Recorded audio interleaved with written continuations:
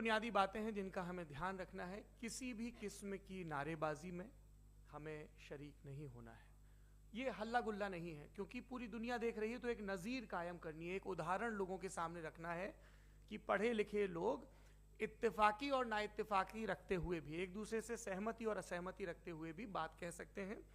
यहाँ पर मेरे JNU के प्रोफेसर बैठे हैं, पुरुषोत्तम अग्रवाल जी, जिन्होंने हमें क्लास में सिखाया है कि सहमति का साहस और असहमति का विवेक, और इसका ठीक उलट भी, ये बड़ा जरूरी है।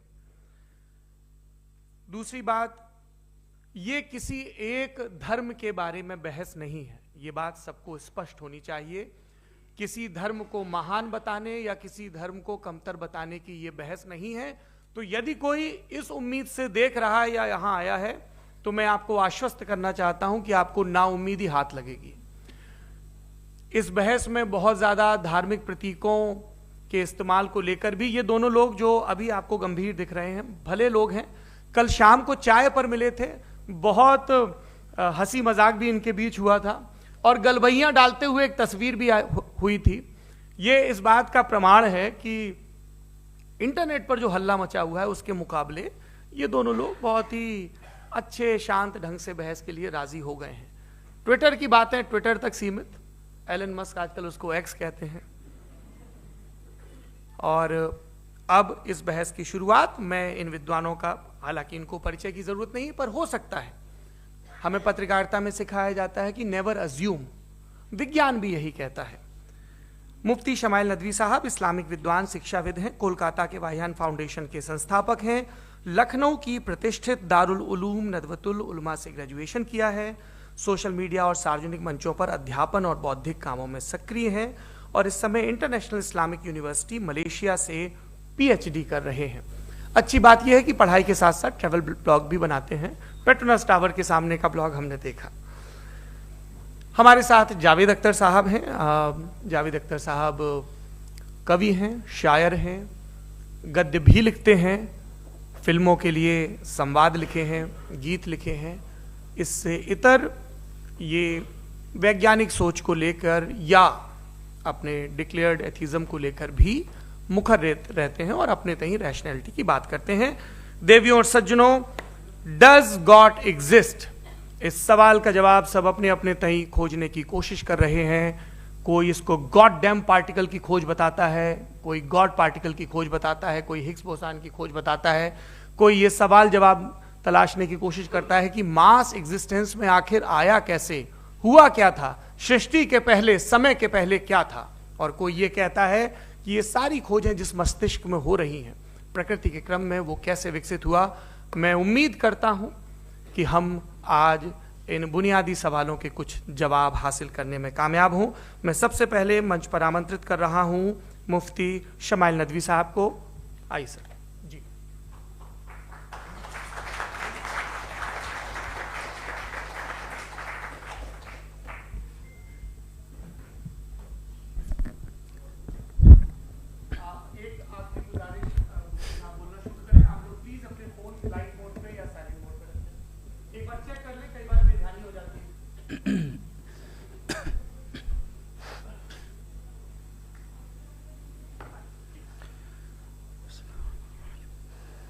तमाम तारीफ़ें उस क्रिएटर के लिए जिसने इस यूनिवर्स को एक मकसद के तहत पैदा किया है।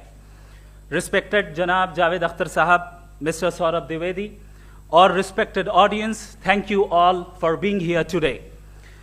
आज की डिबेट में चूंकि हम बात करने वाले हैं डज गॉड एग्जिस्ट के टॉपिक पर, तो ये एक ऐसा टॉपिक है जिसके मुताल्लिक कोई भी डिसीजन लेने के लिए अलग अलग स्टैंडर्ड्स हो सकते हैं। लिहाजा डिबेट के शुरू में यह ज़रूरी है कि हम ये जान लें कि आज के इस टॉपिक में कौन सा स्टैंडर्ड सही होगा और कौन सा गलत होगा।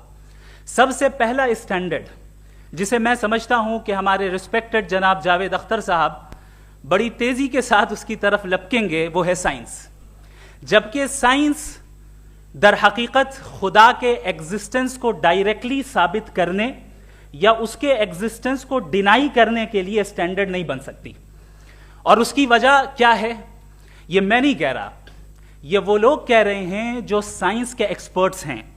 नेशनल एकेडमी ऑफ साइंस कहती है science doesn't have the processes to prove और disprove the existence of God. Why? क्योंकि साइंस का ताल्लुक एम्पेरिकल एविडेंस से है और एम्पेरिकल एविडेंसेस का ताल्लुक हमारे नेचुरल और फिजिकल वर्ल्ड से है, जबकि गॉड नॉन फिजिकल और सुपर नेचुरल रियलिटी है। लिहाजा नॉन फिजिकल रियलिटी को आप उस टूल के साथ नहीं चेक कर सकते जिसका काम फिजिकल रियलिटी को तलाश करना है। लिहाजा आज इस डिबेट में गॉड की एग्जिस्टेंस को साबित करने या उसे डिनाई करने में साइंटिफिक एविडेंस को एक्सेप्ट नहीं किया जाएगा।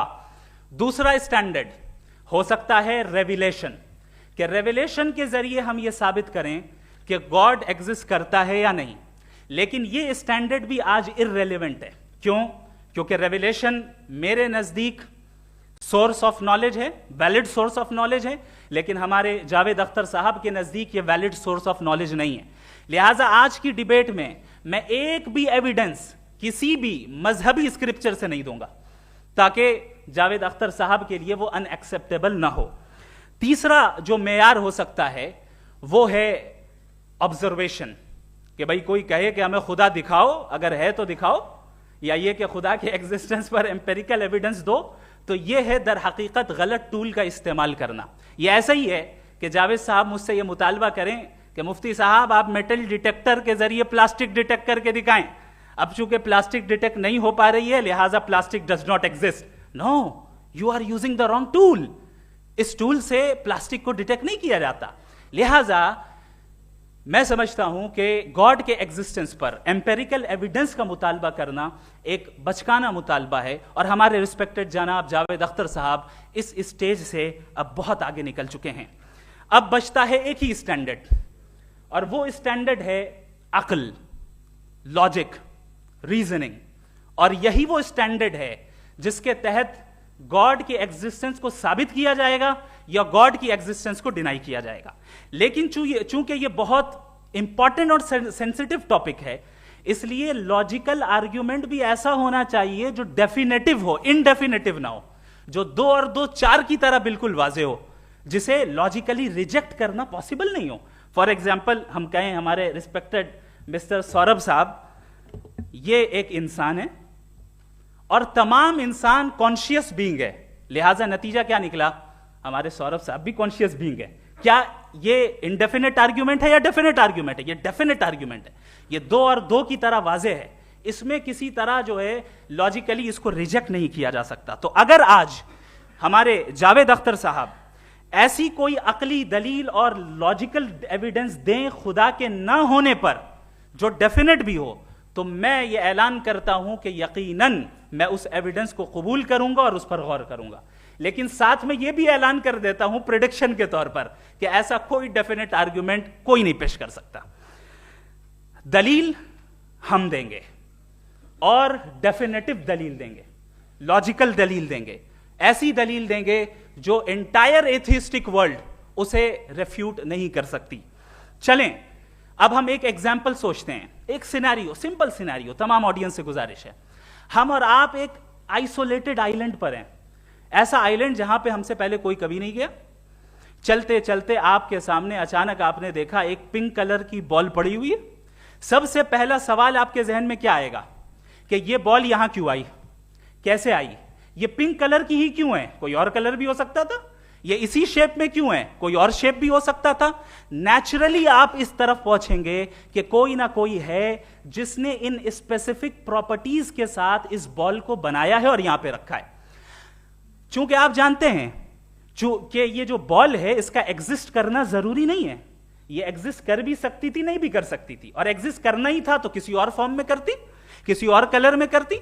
अब आप इस बॉल को एक्सपैंड करते चले जाएं, एक्सपैंड करते चले जाएं, एक्सपैंड करते चले जाएं, यहां तक कि ये बॉल यूनिवर्स के साइज की हो जाए। बताइए कि क्या साइज के बढ़ जाने से सवाल बदल जाएगा? हरगिज नहीं बदलेगा। अभी भी सवाल रहेगा ये यूनिवर्स कहां से आया, इन स्पेसिफिक प्रॉपर्टीज के साथ कहां से आया, क्यों आया, किसने बनाया, यह सवाल उस वक्त भी वैलिड रहेगा।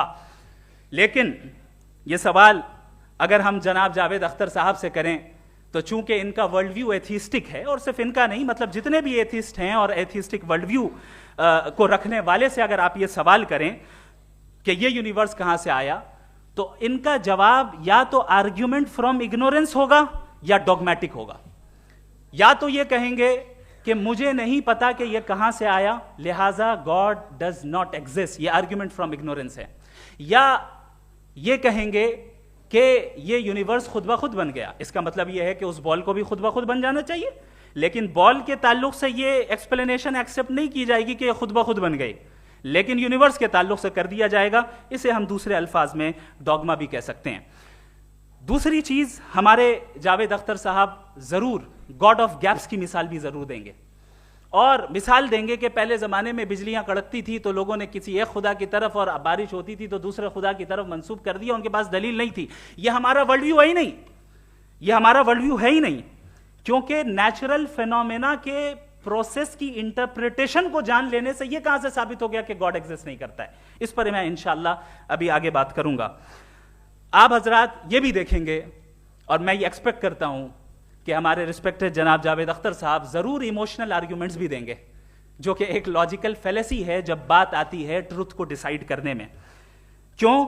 मिसाल के तौर पर वो कहेंगे कि अगर गॉड है तो ईविल क्यों एग्जिस्ट करता है, जबकि मैं कहता हूं ईविल का एग्जिस्ट करना गॉड के एग्जिस्ट करने की दलील है, उसके खिलाफ नहीं है। चूंकि अगर गॉड है तो हम सब उसके सामने अकाउंटेबल हैं, और अगर हम अकाउंटेबल हैं तो अकाउंटेबिलिटी के लिए ईविल का मौजूद होना जरूरी है, उसके बगैर हम अकाउंटेबल नहीं हो सकते। और अगर हम अकाउंटेबल नहीं हैं तो हम जनाब जावेद अख्तर साहब से पूछेंगे कि आप बताएं कि फिर सफरिंग इस दुनिया में क्यों है? अगर खुदा नहीं है तो सफरिंग क्यों है? और उन लोगों के जज्बे का क्या जिनके अंदर सफरिंग के बाद इंतकाम लेने का जज्बा पाया जाता है और वो इस दुनिया से ऐसे ही चले गए, क्या उनकी सारी तकलीफें बेकार चली जाएंगी? अब आ जाएं उसी एग्जाम्पल की तरफ कि बॉल, मुझसे अगर कोई पूछे इस बॉल को किसने बनाया और या इस एक्सपेंडेड बॉल को किसने बनाया, मैं कहूंगा कि चूंकि ये यूनिवर्स और इस यूनिवर्स की तमाम चीजें कॉन्टिंजेंट हैं। कॉन्टिंजेंट होने का मतलब ये होता है कि जो अपने एग्जिस्टेंस पे किसी के ऊपर डिपेंड करती हो, तो जाहिर है ये यूनिवर्स कॉन्टिंजेंट है। और अगर कोई चीज कॉन्टिंजेंट नहीं है तो मैं रिक्वेस्ट करूंगा कि मुझे दिखा दें कि कौन सी चीज यूनिवर्स में कॉन्टिंजेंट नहीं है, हम भी जरा गौर कर लें और हम भी देख लें। और जब कॉन्टिंजेंट चीजें मौजूद हैं तो फिलोसोफर्स की इस्तिलाह के मुताबिक, हम उस टर्मिनोलॉजी के मुताबिक हम उस जगह तक पहुंचते हैं और उस हस्ती तक पहुंचते हैं जिसे नेसेसरी बीइंग कहा जाता है, कि ये वो नेसेसरी बीइंग है जिसका मौजूद ना होना नामुमकिन हो। क्योंकि अगर ये मौजूद ना हो तो सारी चीजें एग्जिस्टेंस में आएंगी ही नहीं, और ये सारी कॉन्टिंजेंट चीजें उसी के ऊपर डिपेंड करती हैं। अब अगर आप ये सवाल करते हैं कि फिर उस हस्ती को किसने बनाया, फिर उसका कॉज क्या है, फिर उसका कॉज क्या है, फिर उसका कॉज क्या है, और एंडलेसली चले जाएं, इसे हम कहते हैं इन्फिनिट रिग्रेस ऑफ कॉजेस, जो कि लॉजिकल फेलेसी है। कॉन्सेप्चुअली इन्फिनिटी पॉसिबल है। मिसाल के तौर पे न्यूमेरिकल्स 1 2 3 गिनते चले जाएं, इन्फिनिट नंबर्स हैं। मैं कॉन्सेप्चुअली बात नहीं कर रहा, प्रैक्टिकली रियलिटी में साबित करके दिखाएं कि infinite regress of causes possible हैं या नहीं। अगर पॉसिबल हैं तो हम मान लेंगे, मिसाल दे दें, और पॉसिबल नहीं है तो एक ही ऑप्शन बचता है जिसे हम कहते हैं नेसेसरी बीइंग। ऐसी नेसेसरी बीइंग जो इंडिपेंडेंट है, क्योंकि अगर वो डिपेंडेंट हुई तो वो नेसेसरी नहीं रहेगी। ऐसी इंडिपेंडेंट बीइंग जो इटर्नल है, अगर वो इटर्नल नहीं होगी, उसकी बिगिनिंग होगी तो वो खुद कॉन्टिंजेंट है। ऐसी बीइंग जो पावरफुल है, क्योंकि कॉन्टिंजेंट को एक्चुअलाइज करने के लिए पावर चाहिए। ऐसी बीइंग जो इंटेलिजेंट है और नॉलेजेबल है, क्योंकि ये यूनिवर्स स्पेसिफिक फॉर्म और स्पेसिफिक लॉज ऑफ नेचर के तहत प्रिसाइजली चल रहा है। थैंक यू मुफ्ती साहब। मैं इन दलीलों के बाद जावेद अख्तर साहब से गुजारिश करूंगा, आप बैठ के बोलना चाहेंगे या वहां? जी।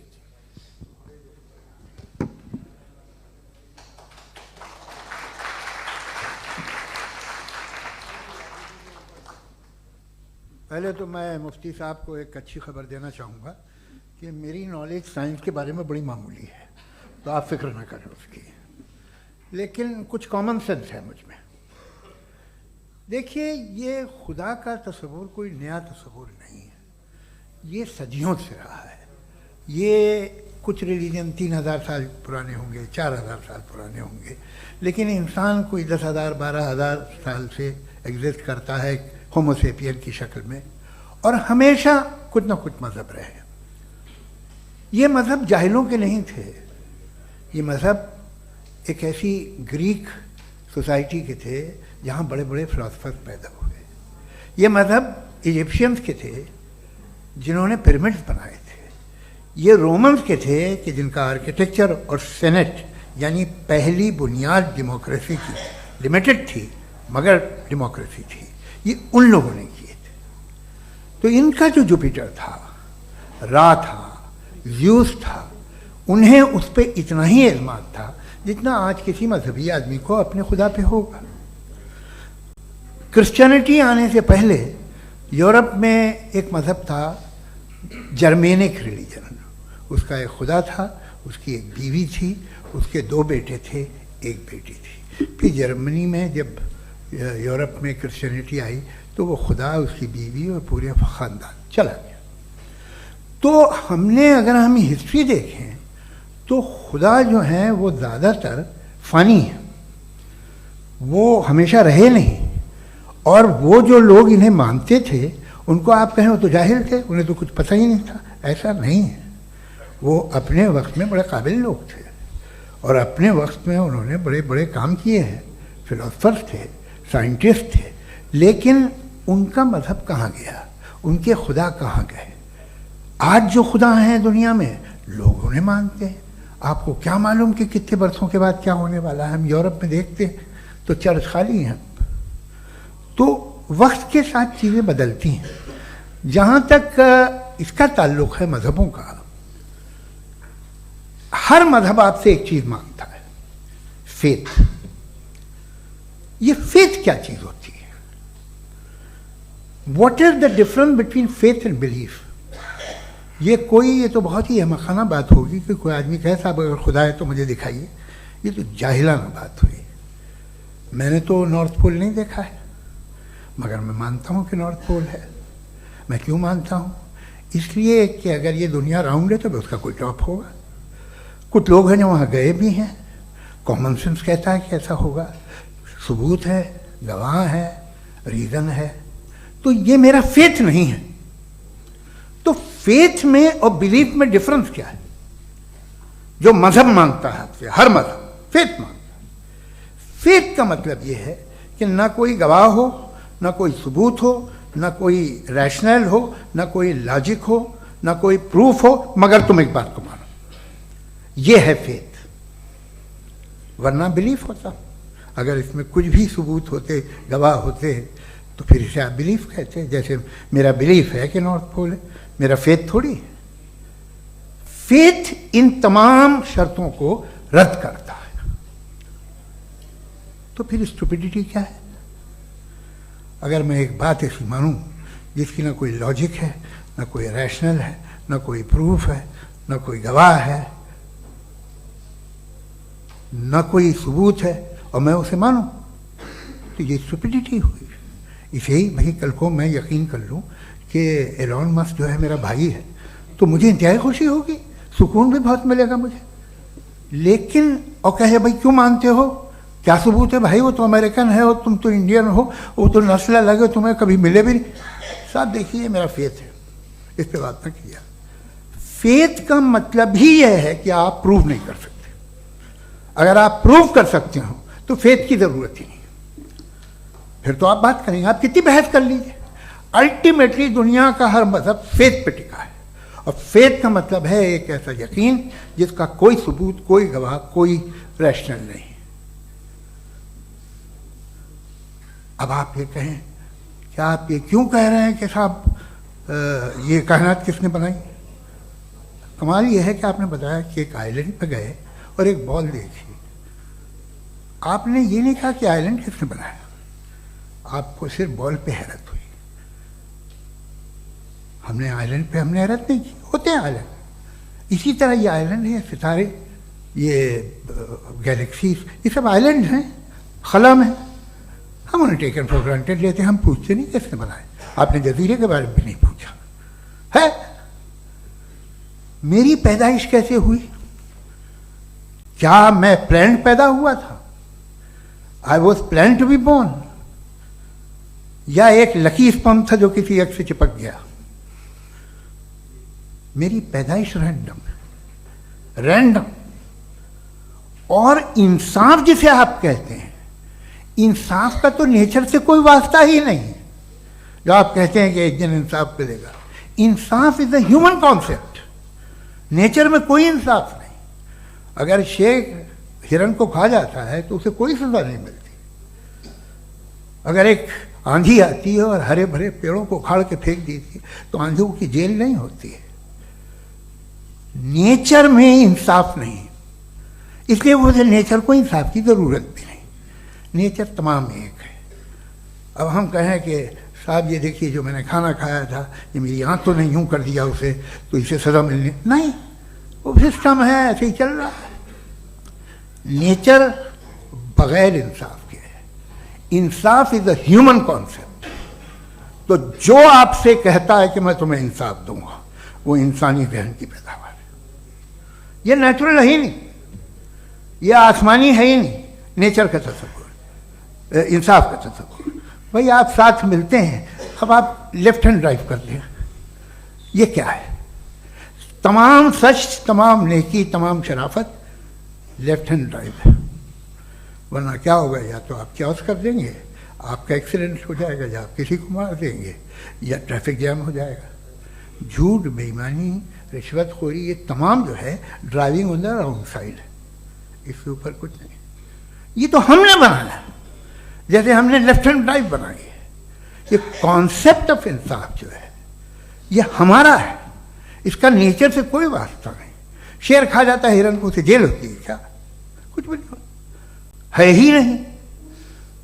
तो ये जो दुनिया के रिलीजन प्रॉमिस करते हैं आपसे इंसाफ, इसी से मालूम होता है कि ये मैन मेड है। ये तसव्वुर कहीं और का है ही नहीं। जो नेचर है, कुछ लोग कहते हैं नेचर ही खुदा है, तो नेचर में तो इंसाफ नहीं कहीं। और आप वादा कर रहे हैं कि तुम्हें मरने के बाद इंसाफ मिलेगा। मुझे अगर मिलेगा तो मैं बहुत खुश होऊंगा, लेकिन मैं यकीन नहीं कर पाता हूं, इसलिए कि मैं फेथ नहीं पैदा कर सकता। The very fact that religions demand faith, इसका मतलब है कि उनके पास जस्टिफिकेशन नहीं है। अच्छा था फिर रिलीजन अगर मॉडरेशन में है, कोई सा भी नहीं, वो आप में कुछ खूबियां भी पैदा करता होगा, देखिए उससे ये फ़ायदा है, वो फ़ायदा है। अल्कोहल जो है वो ज़्यादातर दवाओं में यूज़ होती है, और एक सर्वे किया गया था अमेरिका में कि लॉन्जिटिविटी किन लोगों की है। तो एक तरफ वो लोग थे जो शराब पीते ही नहीं थे, और एक तरफ वो थे जो एक बोतल शराब रोज पीते थे। सबसे ज़्यादा लंबी उम्र की है जो 2 पैग नाप के शराब पीते हैं और खाना खाते हैं। मगर हम शराब को बुरा समझते हैं, मैं भी बुरा समझता हूँ। क्यों? ऐसा होता नहीं। कुछ चीज़ों में आदत होती है कि वो बढ़ती है। आज तक में एक आदमी दूध पीता है, आप 10 साल बाद भी मिलेंगे तो एक ही गिलास पीता होगा। ऐसा नहीं होता, सुबह से दूध पीता रहता है। मिल्कोहलिक मैंने नहीं देखे, अल्कोहलिक होते हैं। ये टेंडेंसी है मजहब की कि वो बढ़ता है, जैसे कैंसर बढ़ता है, जैसे शराब बढ़ती है। कुछ लोग होंगे जो उसे सही तरह से यूज़ करते हैं। मुझे यकीन है कि हमारे मुफ्ती साहब भी उनमें से एक हैं, इनसे बहुत खुशी हुई मुझे इनसे मिलकर। लेकिन कितने लोग हैं कि आज आप देखते हैं दुनिया में जो तबाहियाँ हैं, इनमें कितना हाथ है उन लोगों का जो बिलीवर कहते था मजहब ये नहीं कहता, ना कहता होगा, मगर जब ये मजहब पीते हैं तो ऐसे बिहेव करते हैं। थोड़ा सा अगर हो तो शायद बहुत अच्छी बात, लेकिन शराब थोड़ी सी नहीं रहती, उसमें टेंडेंसी है पहले। थोड़ा सा अगर 2-3 कैंसर के सेल हो ना बॉडी में तो आदमी सिम रहेगा, लेकिन वो 2-3 सेल नहीं रहते, वो मल्टीप्लाई होते हैं। जावेद साहब टाइम पूरा हो गया। टाइम हो गया, तो बस बात खत्म हो गई। अच्छा, मुझे कुछ और कहने को था भी नहीं। जी, मैं पहले जवाबी दौर के लिए इनवाइट कर रहा हूं मुफ्ती साहब को। Your rebuttal round 1, you have 7 minutes.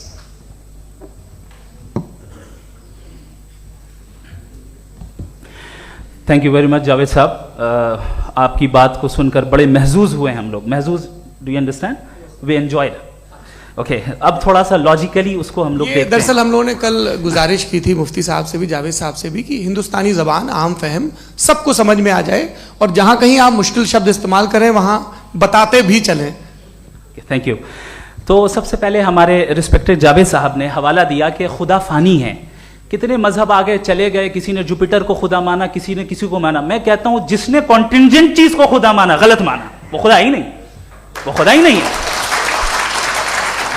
हम तो नेसेसरी बीइंग को साबित करने बैठे हैं, वो नेसेसरी कॉज जो इटरनल है, जो अबदी भी है और अजली भी है, हम किसी और को साबित करने नहीं बैठे। दूसरी चीज उन्होंने कहा कि फेथ एंड बिलीफ, ये एक ऐसी डेफिनेशन है फेथ की जो इन्होंने पहली मर्तबा पेश की है, या माफ कीजिएगा इन्होंने पहली मर्तबा पेश नहीं की है, रिचर्ड डॉकिंस ने पहली मर्तबा पेश की है। मुझे मालूम है ये सोर्स कहां से है। एपिस्टेमोलॉजिकली फेथ और बिलीफ का फर्क आप इस तरह नहीं कर सकते सर। फेथ सही भी होता है, गलत भी होता है, बिलीफ सही भी होता है, गलत भी होता है। जो लॉजिक, रीजन और एविडेंस से बैक्ड होगा वो फेथ सही होगा। और आप जिस फेथ की बात कर रहे हैं कि इलॉजिकल है और उसके पीछे नहीं है, तो we are on the same page. हम नहीं मानते उस फेथ को, जो फेथ ऐसा हो जिसके पीछे कोई लॉजिक ना हो, एविडेंस ना हो, हम नहीं मानते। हम तो उस फेथ के कायल हैं जिसके पीछे लॉजिक हो और एविडेंस हो। तो बिलीफ सही भी होता है, गलत भी होता है, फेथ भी सही होता है और गलत भी होता है। तो आज फेथ और बिलीफ के डिफरेंस पे बात नहीं हो रही है। आज आप चाहे फेथ एक्सेप्ट कर लें या बिलीफ एक्सेप्ट कर लें, आज ये बात होगी कि ट्रूथ क्या है, चाहे ट्रू बिलीफ सही है या ट्रू फेथ सही है, और फॉल्स फेथ क्या है और फॉल्स बिलीफ क्या है, बात इस पे हो रही। दूसरी चीज इन्होंने पूछा, स्टुपिडिटी फिर क्या है? अगर फेथ रिलीजन स्टुपिडिटी नहीं है तो और क्या है? चूंकि फेथ का मुतालबा करते हैं तो स्टुपिडिटी क्या है? मैं कहता हूं स्टुपिडिटी एथिज्म है। उसकी वजह यह है कि आप एक सड़क पे जा रहे हो और आप किसी गार्डन में जाएं और देखें वहां लिखा है फूलों के साथ I love Javed Akhtar, and I really do, I love you sir. So जब आप वहां पर पहुंचे तो वहां पहुंचकर अब ये बताएं, क्या आप ये कहेंगे वाह व्हाट अ नेचुरल सिलेक्शन? ये क्या नेचुरल सिलेक्शन है? नहीं, ये प्रिसाइजली डिजाइंड है, इसके पीछे डिजाइनर है। लिहाजा अगर कोई एक ऐसी कॉमन सेंस की बात को कबूल नहीं कर रहा है कि यूनिवर्स जो इतने प्रिसाइजली काम कर रहा है, हम कह दें कि खुद ब खुद बन गई, मैं समझता हूं इससे बड़ी स्टुपिडिटी और कुछ नहीं है। ये रैशनल चीज है। फिर हमारे सर ने कहा कि आपने बॉल पे फोकस किया, आइलैंड पे फोकस नहीं किया। अरे आइलैंड को किसने बनाया यही समझाने के लिए तो बॉल की मिसाल दे रहा हूं। और बॉल भी कॉन्टिंजेंट है, आइलैंड भी कॉन्टिंजेंट है, दोनों नेसेसरी बीइंग का मुतालबा करते हैं। आगे इन्होंने कहा कि नेचर में कोई इंसाफ नहीं है।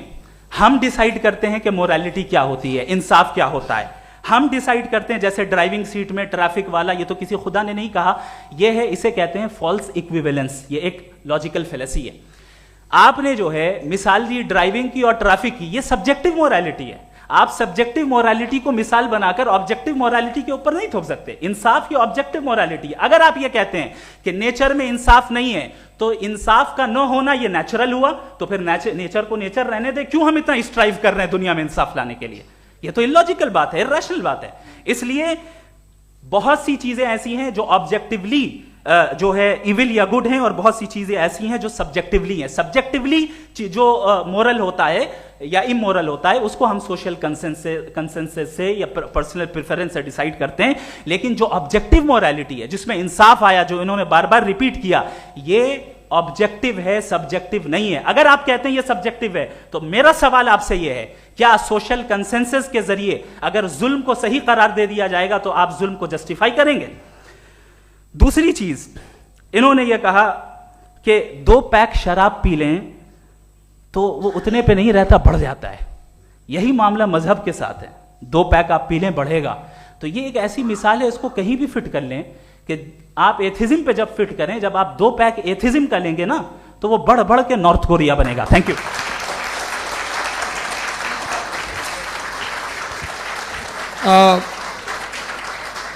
फर्स्ट राउंड की रिबटल के लिए मैं जावेद साहब को इनवाइट कर रहा हूं। आपके पास 7 मिनट का वक्त है, रीसेट कर दीजिएगा प्लीज। मुझे इस बात की खुशी है कि मुफ्ती साहब ने भी मान लिया कि नेचर में कोई इंसाफ नहीं है। तो कोई भी चीज़ जो इंसान ने नहीं बनाई है उसमें इंसाफ नहीं होता है। एक बात मैं आपसे अर्ज करूँ, जरा पता लगा लीजिएगा, ये जो आप बाग में जाते हैं बेहद खूबसूरत फूल देखते हैं ना, इनमें से कोई नेचुरल नहीं है। ये सारे फूल क्रॉस करके बनाए गए हैं। जो जंगल में फूल होते हैं निहायत मामूली होते हैं, ये फूल इंसानों ने बनाए हैं। जो आप बाग में देख के वाह वाह कहते हैं, ये इंसानों के बनाए हुए हैं। डिफरेंट फूलों को क्रॉस करके, डेवलप करके, फिर क्रॉस करके इस तरह से बनाए गए। नेचुरल फ्लावर नहीं। किसी जंगल वीरान में जाके आप गुलाब के फूल नहीं देखेंगे। ये सब बनाए हुए इंसान ने, बहुत से काम इंसान ने किए हैं। बाकी है कि आपने मेरी एक बात का जवाब नहीं दिया, जिससे मुझे शिकायत है कि फेथ क्या है और आप फेथ मांगते क्यों हैं मुझसे। आप तो लॉजिकल हैं, आपके पास तो सारे रैशनल्स हैं, आपके पास सारे सबूत हैं, तो आपको फेथ की डिमांड क्यों करते हैं कि भाई तुम सरेंडर कर दो और सवाल मत करो। कोई मजहब सारे सवाल करने की इजाजत नहीं देता है और मना करता है कि ज़्यादा सवाल ना करो, बह जाओगे तुम। आप क्यों रोकते हैं? हकीकत यह है कि इंसानी तारीख क्या है।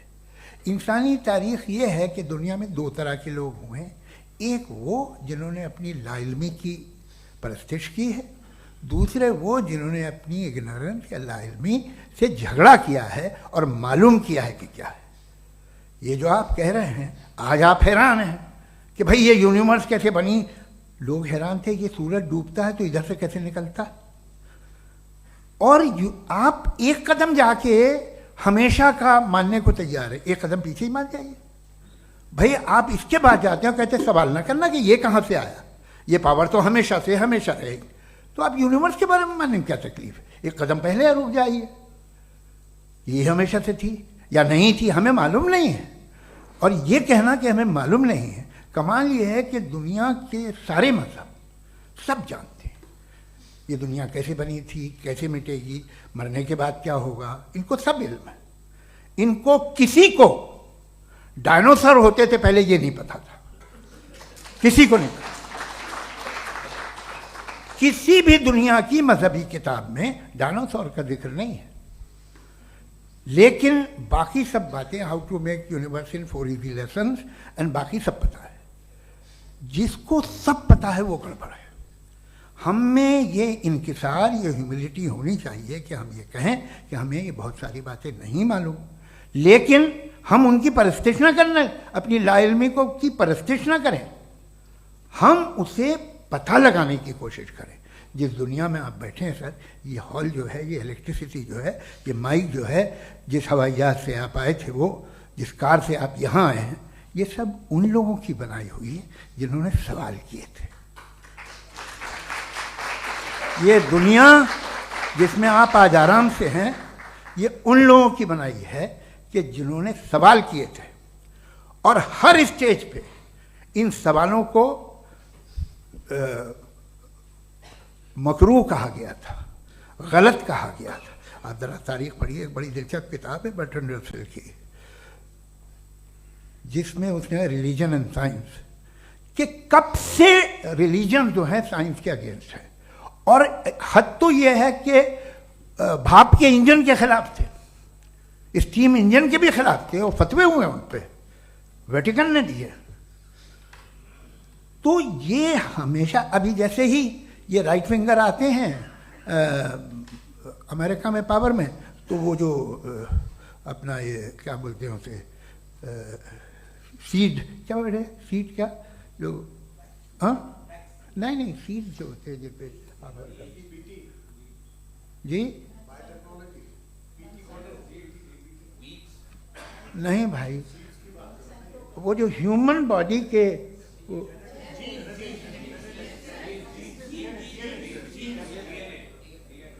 उस पर रिसर्च बंद हो जाती है, रिपब्लिकन नहीं करने देते। अरे भाई इतना डर क्या है तुम्हें? एक ज़माने में बहुत नाराज थे ये सारे मजहबी लोग कि ये इंसान तो इंसान बनाने की कोशिश कर रहा है। आपको क्या तकलीफ भाई, बना ले तो बना लेने दो, ये खौफ क्या है? और ये सब आज जो आप कह कर रहे हैं नामुमकिन है, ये कैसे हुआ? मुझे एक किस्सा याद आता है। जब मैं 6ठी क्लास में था तो मैं मैथमेटिक्स में बहुत वीक था, तो एक टीचर रख दिया गया, उसने 1 2 3 4 5 6 7 तो सिखा दिया मुझे। वो दिन मैं भूल नहीं सकता हूँ मुफ्ती साहब, जिस दिन उसने ये बताया कि 1/2 क्या होता है और 3/4 क्या होता है। मुझे ऐसा लगा कि मेरा सर बीच से फट जाएगा। यह आदमी कह रहा है कि जो दीवार के अंदर जाओ वॉक करते हुए। आज हंसता हूं मैं इस बात पे। तो आज जो बातें आपके जहन से बिल्कुल परे हैं और आप हैरान होते उन्हें देख के, एक वक्त आएगा कि मामूली लगेंगे। और हुआ है, आपकी इंसानी तारीख ही है। इतनी जल्दी सारे फैसले आप मत कर लीजिए, थोड़ा ये ह्यूमिलिटी रखिए कि भाई ये हमें नहीं मालूम। ये कहने में क्या है, ये यूनिवर्स कहाँ तक फैली, ये कब से है और कब तक रहेगी, हमें नहीं मालूम। आपने फैसला कर लिया कब बनी। ये आपके हिसाब से कोई 14 बिलियन ईयर बनी जो समझा जाता है। उससे पहले हजारों करोड़ों अरबों साल तक खुदा बैठा क्या कर रहा था? खामोश बैठा था, ऐसे ही जमाइयाँ ले रहा था। फिर उसे आइडिया आया, यार एक काम करते, वक्त अच्छा गुजर जाएगा, यूनिवर्स बनाते। सोचिए, वो तो हमेशा से है ना, मगर यूनिवर्स हमेशा से नहीं है, ये तो बनाई गई है। और उससे पहले क्या था, इनका क्या काम था? कैसी बात है, ये बड़ा आसान है। जो बात हमें आज धीरे धीरे पता चली है, बरसों 2000 और 2500 साल पहले आपको किसी ने बता दिया कि क्या था, आप मान गए, और तब से वही मान रहे हैं जो 2500 साल पहले कहा गया था। सब कुछ बदल गया है, सॉल्व हो रही हैं चीज़ें। अभी साइंस बिल्कुल दावा नहीं करती, या कोई फिलोसफर ये दावा नहीं करता कि हमें सब मालूम, बल्कि वो कहता है कि हमें जितना मालूम होता है उससे ये मालूम होता है कि हमें कितना कम मालूम। तो हम अपनी जहालत से लड़े, उसकी परस्तिश न करें। जी, time. Thank you so much. मैं तर्कों की श्रृंखला में राउंड 2 के लिए मुफ्ती साहब को आमंत्रित कर रहा हूं। आपके पास एक बार फिर से 7 मिनट का वक्त है। शुक्रिया। जनाब जावेद अख्तर साहब कई मर्तबा दोहरा रहे हैं कि फेथ का मतलब बताइए, फेथ का मतलब बताइए। मैंने बता दिया, फेथ सही भी होता है, गलत भी होता है। और आज हम फेथ पे बात नहीं कर रहे, हम ट्रुथ और डज गॉड एग्जिस्ट पे बात कर रहे हैं। क्या डज गॉड एग्जिस्ट, ये ट्रुथ यानी गॉड है या नहीं है, इसमें से दोनों ट्रुथ क्या है। अब आप उसे फेथ कह लें, बिलीफ कह लें, नॉट माई बिजनेस। उसके बाद आपने कहा कि भाई सवाल करने से मजहब रोकता है। मैं कहता हूं जो रोकता है वो रोकता होगा, मैं नहीं रोकता, बल्कि सवाल करें, सवाल करना चाहिए। सवाल कर करके तो हम आगे बढ़ते हैं, तरक्की करते हैं, और इसीलिए मैं आज यहां पे आया हूं। लेकिन सवाल सिर्फ खुदा से नहीं होगा, आपसे भी होगा। सवाल एथिज्म से भी होगा, सवाल सिर्फ मजहब से नहीं होगा, सबसे होगा। और आज मैं सवाल करूंगा और उम्मीद है कि आप जवाब देंगे। अभी तक आपने वैसे कॉन्टिंजेंसी आर्गुमेंट का कोई जवाब नहीं दिया। चलें, आपने कहा यूनिवर्स के बारे में इटर्नल क्यों नहीं बोल देते। ये चूंकि लॉजिकली पॉसिबल ही नहीं है कि यूनिवर्स इटर्नल हो। यूनिवर्स एक कॉन्टिंजेंट चीज है जो टाइम एंड स्पेस के पाबंद है, टाइम एंड स्पेस से बाउंड है। जो टाइम एंड स्पेस से बाउंड होगा वो कॉन्टिंजेंट होगा, जो कॉन्टिंजेंट होगा वो उसकी बिगिनिंग हुई होगी, जिसकी बिगिनिंग हुई होगी वो इटर्नल नहीं हो सकता। ये तो कॉमन सी बात है।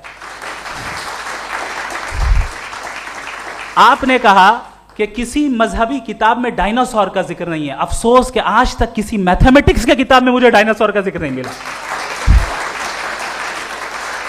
तो इसका मतलब मैथमेटिक्स की किताब बेकार है? नहीं, उसका वो टॉपिक नहीं है। रेवलेशन का और मजहबी किताबों का टॉपिक ये नहीं है कि आपको आके बताए साइकिल कैसे बनाते हैं, या आकर ये बताएं कि जो है डायनासोर कब था। वो तो मोरालिटी सिखाने आया है, गॉड के बारे में बताने आया, नॉन फिजिकल रियलिटी की हकीकत को सिखाने के लिए आया। रिलीजियन साइंस को रोकता है? नहीं रोकता। अगर रोकता है तो गलत करता है। रिलीजियन साइंटिज्म को रोकता है, जिसमें हमारे जावेद साहब मुब्तला हैं।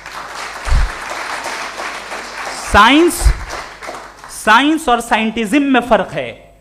साइंटिज्म यह है कि आप समझें कि साइंस और साइंटिफिक मेथोडोलॉजी ये नॉलेज को हासिल करने का वाहिद सोर्स ऑफ नॉलेज है। यह है साइंटिज्म।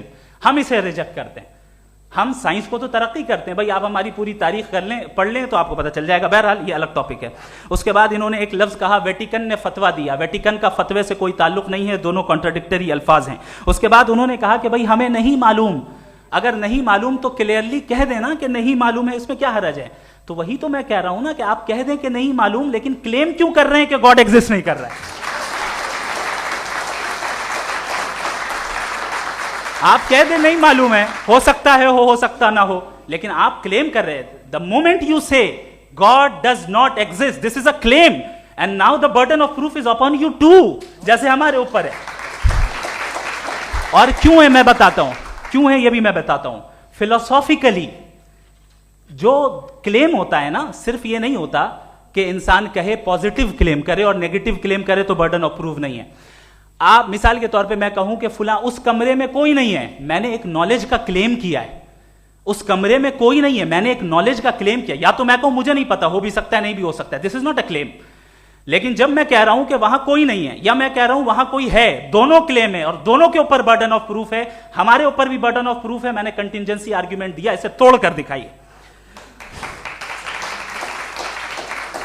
आखिरी चीज, इन्होंने कहा कि खुदा दुनिया बनाने से पहले 150 साल पहले या करोड़ों साल पहले क्या कर रहा था। अरे हजरत,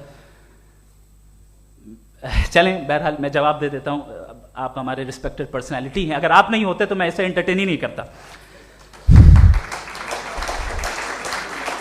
टाइम, ये 100 साल पहले या 100 साल बाद, पहले बाद में अभी, ये वो अल्फाज हैं जिनका ताल्लुक टाइम से है। टाइम शुरू ही हुआ है यूनिवर्स की बिगिनिंग के बाद, तो उसके पहले खुदा क्या कर रहा था, सवाल इलॉजिकल है, ये फेलेसी है। यानी आप ये कह रहे हैं कि यूनिवर्स के बनने से पहले खुदा क्या कर रहा था, टाइम के बनने से पहले, पहले का ताल्लुक टाइम से, टाइम उस वक्त था ही नहीं, तो ये सवाल ही इनवैलिड है खुदा के ताल्लुक से। दूसरी चीज, आर्ग्यूमेंट ऑफ कंटिजेंसी जो मैंने आपके सामने पेश की है, आपने बार बार ये प्रूफ किया और ये कह रहे हैं कि गॉड ऑफ गैप्स।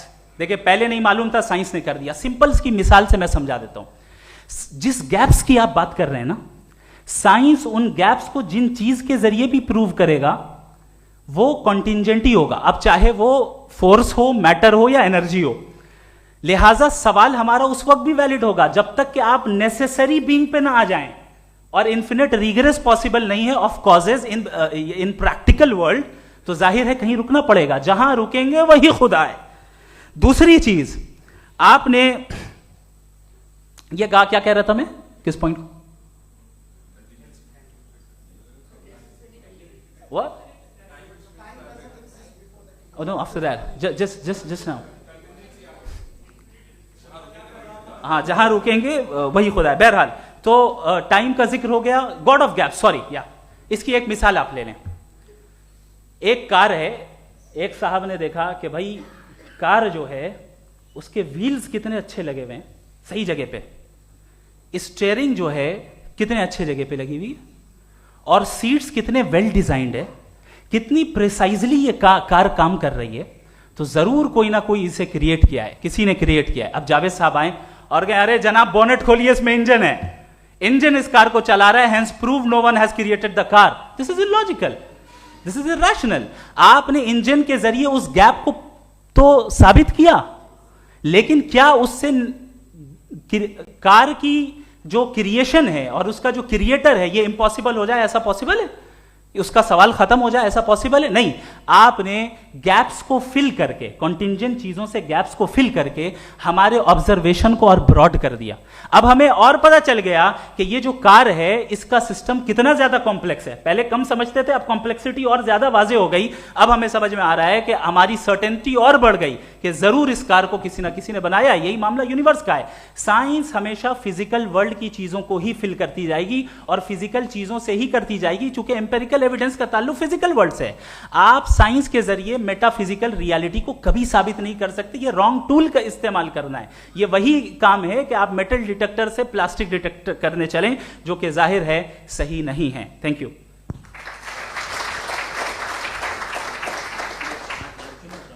जी, ये आर्ग्यूमेंट का राउंड 2 है। हाँ। 7 मिनट है।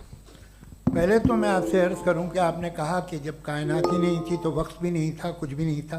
कैसे नहीं था? खुदा था। एक एग्जिस्टेंस तो था ना खुदा का। तो जब खुदा था तो वक्त भी होगा। ऐसा नहीं है कि कुछ भी नहीं था, खुदा था। अच्छा, बाकी एक आपने कहा साहब आप साबित कीजिए, आपके पास भी लॉजिक है, मेरे पास भी लॉजिक है। आप मेरा जिम्मेदारी नहीं है साबित करना कि खुदा है। बर्टन रसल ने बड़ी अच्छी बात कही।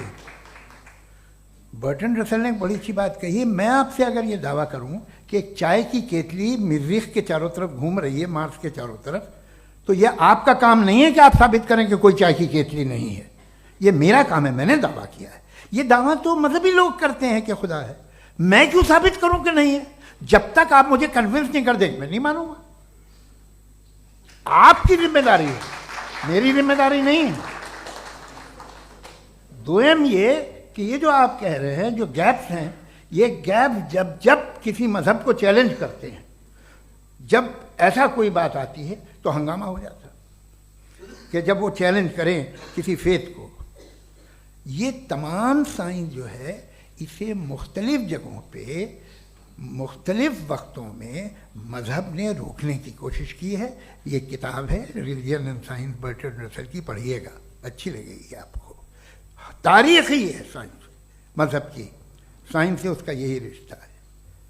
अच्छा, अब ये हम सोचें कि बहरहाल ये वजूद जो है मजहब और ये बिलीव इन गॉड इंसान को बेहतर बना देता है, तो एक काम कीजिए, हिंदुस्तान वर्ल्ड का नक्शा लीजिए और मार्क कीजिए कि रिलीजन कहाँ कहाँ ज़्यादा है, कहाँ कहाँ, चाहे वो लैटिन अमेरिका हो या मिडल ईस्ट हो या फार ईस्ट हो या हिंदुस्तान के वो इलाके जहाँ मजहबियत ज़्यादा है। रख दीजिए नक्शा अलग। अब दूसरा नक्शा कि कहाँ कहाँ नाइंसाफ़ी, रिप्रेशन, औरतों के हुकूक की पामाली, जुल्म, डिक्टेटरशिप कहाँ है, नक्शा एक ही होगा। तो आप मुझे बताएं कि जो इसका तरकीब इस्तेमाल क्या है, खुदा का तरकीब इस्तेमाल तो बताइए। आप छोटी सी दवा सड़क पे बेचते हैं उसकी भी तरकीब इस्तेमाल बताते हैं, इसके इस्तेमाल से तो फायदे नहीं हुआ किसी को। जो सारे के सारे खराब मुल्क हैं, खराब समाज है, वो सारे जुल्म खुदा के नाम पे करते हैं। वो गलत करते हैं, सही करते हैं, मुझे क्या लेना देना उससे। इस्तेमाल से मालूम होता ना। एक विस्की की बोतल कभी शायद देखी हो आपने, लाल रंग की होती है, उस पर रोशनी और छिपड़ा इंतहाई खूबसूरत लगती है, क्या बिगाड़ रही है किसी का? उसका इस्तेमाल गलत है, इसलिए आप उसे नापसंद करते हैं। इसका इस्तेमाल गलत है, इस तसव्वुर का इस्तेमाल ही गलत है और हमेशा से गलत हुआ है। आप देख लीजिए, इंसानी तारीख देख लीजिए, आज देख लीजिए, हिंदुस्तान देखिए, दुनिया देख लीजिए क्या हो रहा है। इसे कैसे इस्तेमाल कर रहे हैं फेथ वाले लोग? क्या फेयर हैं, जस्ट हैं, जो अपने खुदाओं पे यकीन रखते हैं? वो किस तरह के लोग हैं? वो लोगों को इंसाफ देते हैं, वो बेहतर इंसान बने। तो इस दवा का फ़ायदा क्या है? चलो बहुत फ़ायदा हो रहा तो मैं इस्तेमाल कर लूँगा, मैं मुझे तो इस दवा का कोई फ़ायदा दिखता ही नहीं। मुझे तो ऐसा लगता, मैं एक और बात बताऊं, अगर कोई आदमी मजहबी है और अच्छा आदमी है तो मैं उसकी बहुत इज्जत करता हूँ, इसलिए कि मेरा ख्याल है मजहबी आदमी का अच्छा होना मुझसे अच्छा होने से ज़्यादा मुश्किल है। भाई हर चीज़ की एक लिमिट है, आप इतना भाग सकते हैं, इतना नहीं भाग सकते, इतना वजन उठा सकते, इतना नहीं उठा सकते, इतना दूर देख सकते हैं, इतना दूर नहीं देख सकते। उसी तरह कॉमन सेंस कहता है कि आप में नेकी का भी एक कोटा होगा। अब आप अगर सुबह जाते हैं अपनी इबादत गाह और इबादत करते हैं तो बाहर निकलते हैं तो आप तो यही महसूस करते हैं कि आपने एक बहुत अच्छा काम किया, आपकी नेकी का एक बहुत बड़ा कोटा खर्च हो गया जिससे किसी का कोई फ़ायदा नहीं हो। मैं तो नहीं जाता हूँ तो मुझे तो किसी को खाना खिलाना पड़ेगा, किसी बेवा की मदद करनी पड़ेगी, मैं अपना कोटा कैसे कंज्यूम करूं? आप अपना कोटा सारे मजहबी लोग इंतहाई यूजलेस कामों में यूज करते हैं। उसके बाद भी अगर आप में बच्ची है थोड़ी सी शराफत तो भाई वाह क्या बात है।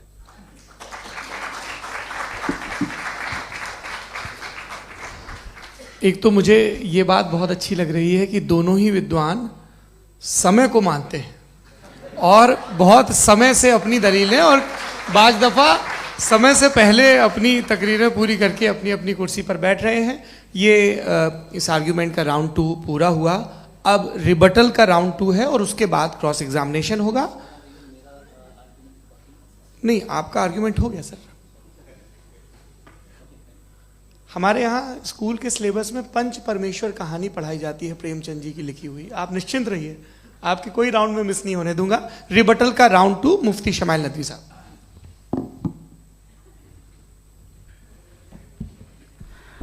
असल में जो हकीकी प्रॉब्लम है, असल प्रॉब्लम है वो ये है कि जावेद साहब के पास कॉन्सेप्ट ऑफ गॉड क्लियर नहीं है। इन्होंने कहा कि कायनात से पहले खुदा तो था, तब भी तो टाइम होगा। ये टाइम कायनात का हिस्सा है। हम खुदा, उस खुदा को मानते हैं नेसेसरी बीइंग का टाइमलेस होना जरूरी है, चूंकि वो टाइम का क्रिएटर है। जब उसने टाइम को क्रिएट किया तो वो खुद टाइम पे कैसे होगा? उसने जब स्पेस को क्रिएट किया तो खुद स्पेस में कैसे होगा? अगर वो टाइम एंड स्पेस को पहले से ही उसका पाबंद है तो फिर किस चीज को उसने क्रिएट किया? लिहाजा ये सवाल गलत है कि खुदा था तो टाइम होगा, बिल्कुल नहीं। टाइम के पाबंद हम है, खुदा नहीं है। हम फिजिकल वर्ल्ड से ताल्लुक रखते हैं, वो मेटाफिजिकल रियलिटी है। दूसरी चीज इन्होंने मिसाल दी कि चाय की केतली हवा में घूम रही होगी, और पता नहीं शायद वो बर्टन रसेल का उन्होंने हवाला दिया। बहरहाल यही प्रॉब्लम है। प्रॉब्लम यही है कि हम चीजों के दरमियान डिफरेंशिएट नहीं कर पाते। ये जो आपने मिसाल दी ये इमेजिनेशन है, और मैं जो साबित कर रहा हूं वो लॉजिकल नेसेसिटी है। आप इमेजिन करने आए तो कुछ भी करें, जुपिटर में पिंक एलिफेंट होगा, यूनिकॉर्न होगा, करें, उससे कायनात पे क्या फर्क पड़ता है? उससे आप लॉजिकल नेसेसिटी साबित नहीं कर सकते।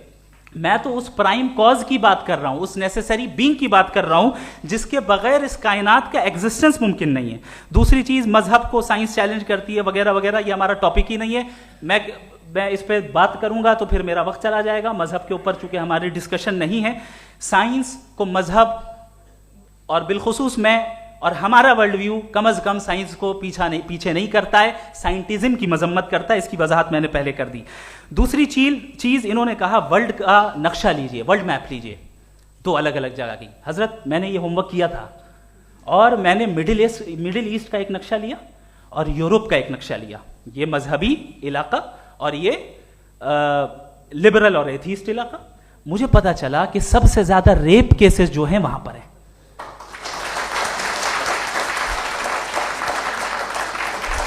मुझे ये पता चला यूएन की रिपोर्ट के मुताबिक, मैं ये अपने घर से नहीं लेके आ रहा, कि जो वर्किंग वुमेन है यूरोपियन कंट्रीज में, उसमें 81% वुमेन सेक्सुअल हैरेसमेंट का वर्क में शुमार हो रही है। ये मिडिल ईस्ट में नहीं हो रहा है, वो मजहबी लोग हैं इसलिए नहीं हो रहा है। दूसरी चीज, आपने ये कहा कि मजहबी आदमी का अच्छा होना हमारे अच्छे होने से बहुत मुश्किल है, बहुत मुश्किल है। तो इसका मतलब यह है कि गॉड के अलावा आपके पास अच्छे और बुरे का कोई स्टैंडर्ड है। मैं चाहूंगा कि कन्वर्सेशनल स्टाइल वाली डिस्कशन और सेगमेंट पे इसी पे बात कर लेते हैं। Thank you very much.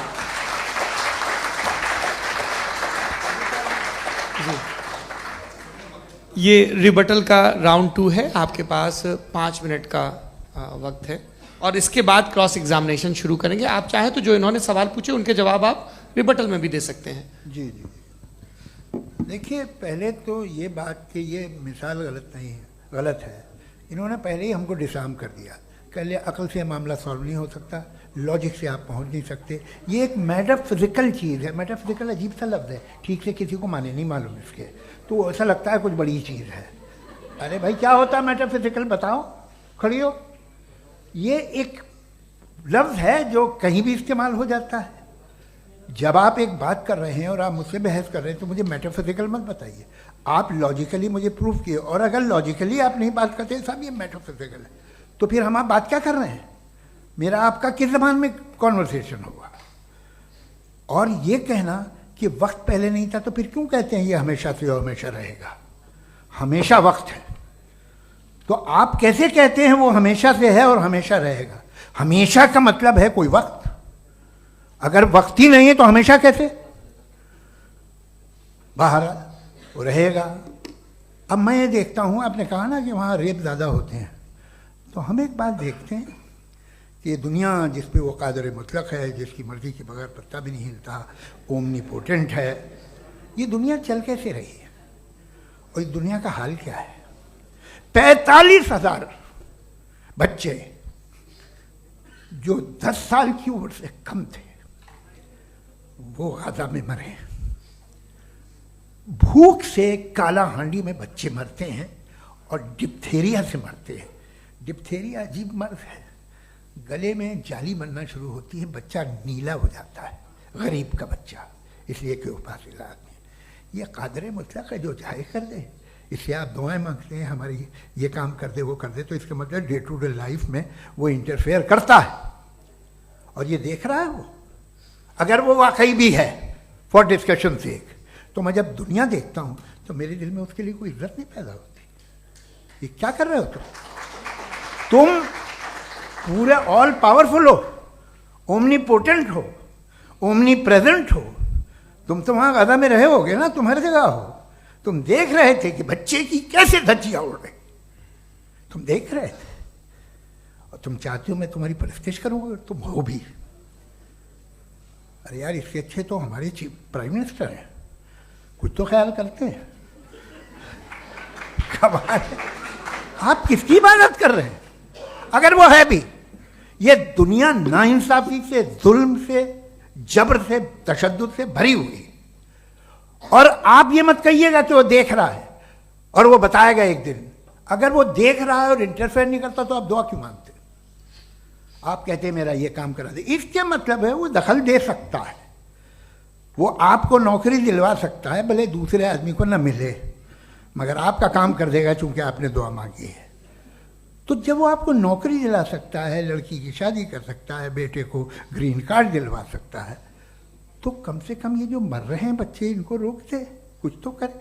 मुझे तो दुनिया में, इस दुनिया का कोई मालिक है, इसका ओमनीपोटेंट कोई रूलर है, और ये दुनिया ऐसी चल रही है। मैं तो चाहूँगा कि भाई ना हो, अगर हो तो बड़ी शर्मिंदगी की बात है। शुक्रिया।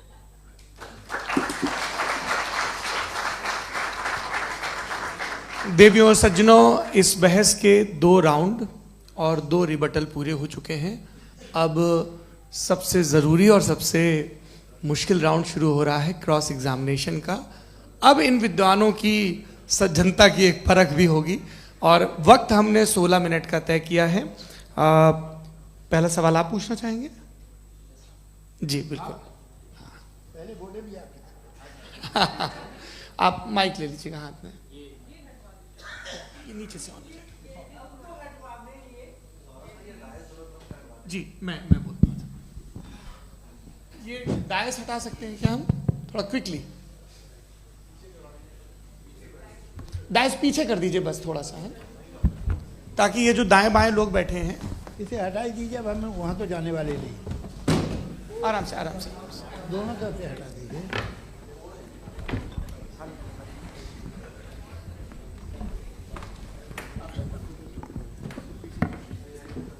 इस बीच आप लोग भी अपने अपने सवाल तैयार कर लें। ये ध्यान रखेंगे कि मैं यहाँ से सवाल लूँगा, आप लोगों को अपना हाथ ऊपर करना है, अपना नाम बताना है और अधिकतम 3 वाक्यों में अपना सवाल पूरा करना है। कई लोग सवाल की जगह भाषण देने लगते हैं, उससे आज बचना है। जी मुफ्ती साहब, पहला सवाल आपका, 16 मिनट हैं, हम दोनों लोगों के सवाल लेंगे। जी जी बहुत शुक्रिया। आपकी जो अभी बात हुई बहुत अहम थी, मैं इसको चाहूँगा कि आगे डिस्कस करूँ, लेकिन चूँकि अभी ये वो सेगमेंट है क्रॉस एग्जामिनेशन, तो सबसे पहला सवाल आपसे ये है कि जो मैं इतनी देर से कॉन्टिंजेंसी आर्ग्यूमेंट आपको बता रहा था, ये अकल से ही बता रहा था हजरत, आप ये बताएं कि आप इन्फिनिट रिग्रेस ऑफ कॉजेस को पॉसिबल मानते हैं या नेसेसरी बीइंग के एग्जिस्टेंस को सही समझते हैं? चूंकि 2 ही ऑप्शन हो सकता है, आप ये बताएं। देखिए, आपको मैं ईमानदारी से बात करूँ, एक तो मैं कॉन्टिजेंसी वर्ड ठीक से समझता हूँ, और इस वक्त भी जो आपने अंग्रेजी के अल्फाज इस्तेमाल किए वो ज़रा थोड़े से मुझे डिफ़िकल्ट और कॉम्प्लिकेटेड लगे, तो आप ज़रा सिंपल ज़बान में सवाल कर सकते हैं? बिल्कुल कर सकता हूँ जी। यूनिवर्स की हर चीज़ कॉन्टिंजेंट होने का मतलब ये है कि वो अपने एग्जिस्टेंस में किसी के ऊपर डिपेंडेड है।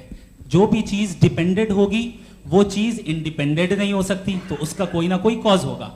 तो अब आप क्या समझते हैं कि ये इन्फिनिट रिग्रेस है, यानी कॉज पर कॉज, कॉज पर कॉज, कॉज पर कॉज, और कभी कोई यानी ये एंडलेसली चलता रहा? क्योंकि अगर ऐसा होगा तो हम तो एग्जिस्टेंस में आते ही नहीं, लॉजिकली ये मुत्तफक अलैह चीज़ है, मुत्तफक अलैह अग्रीड अपॉन।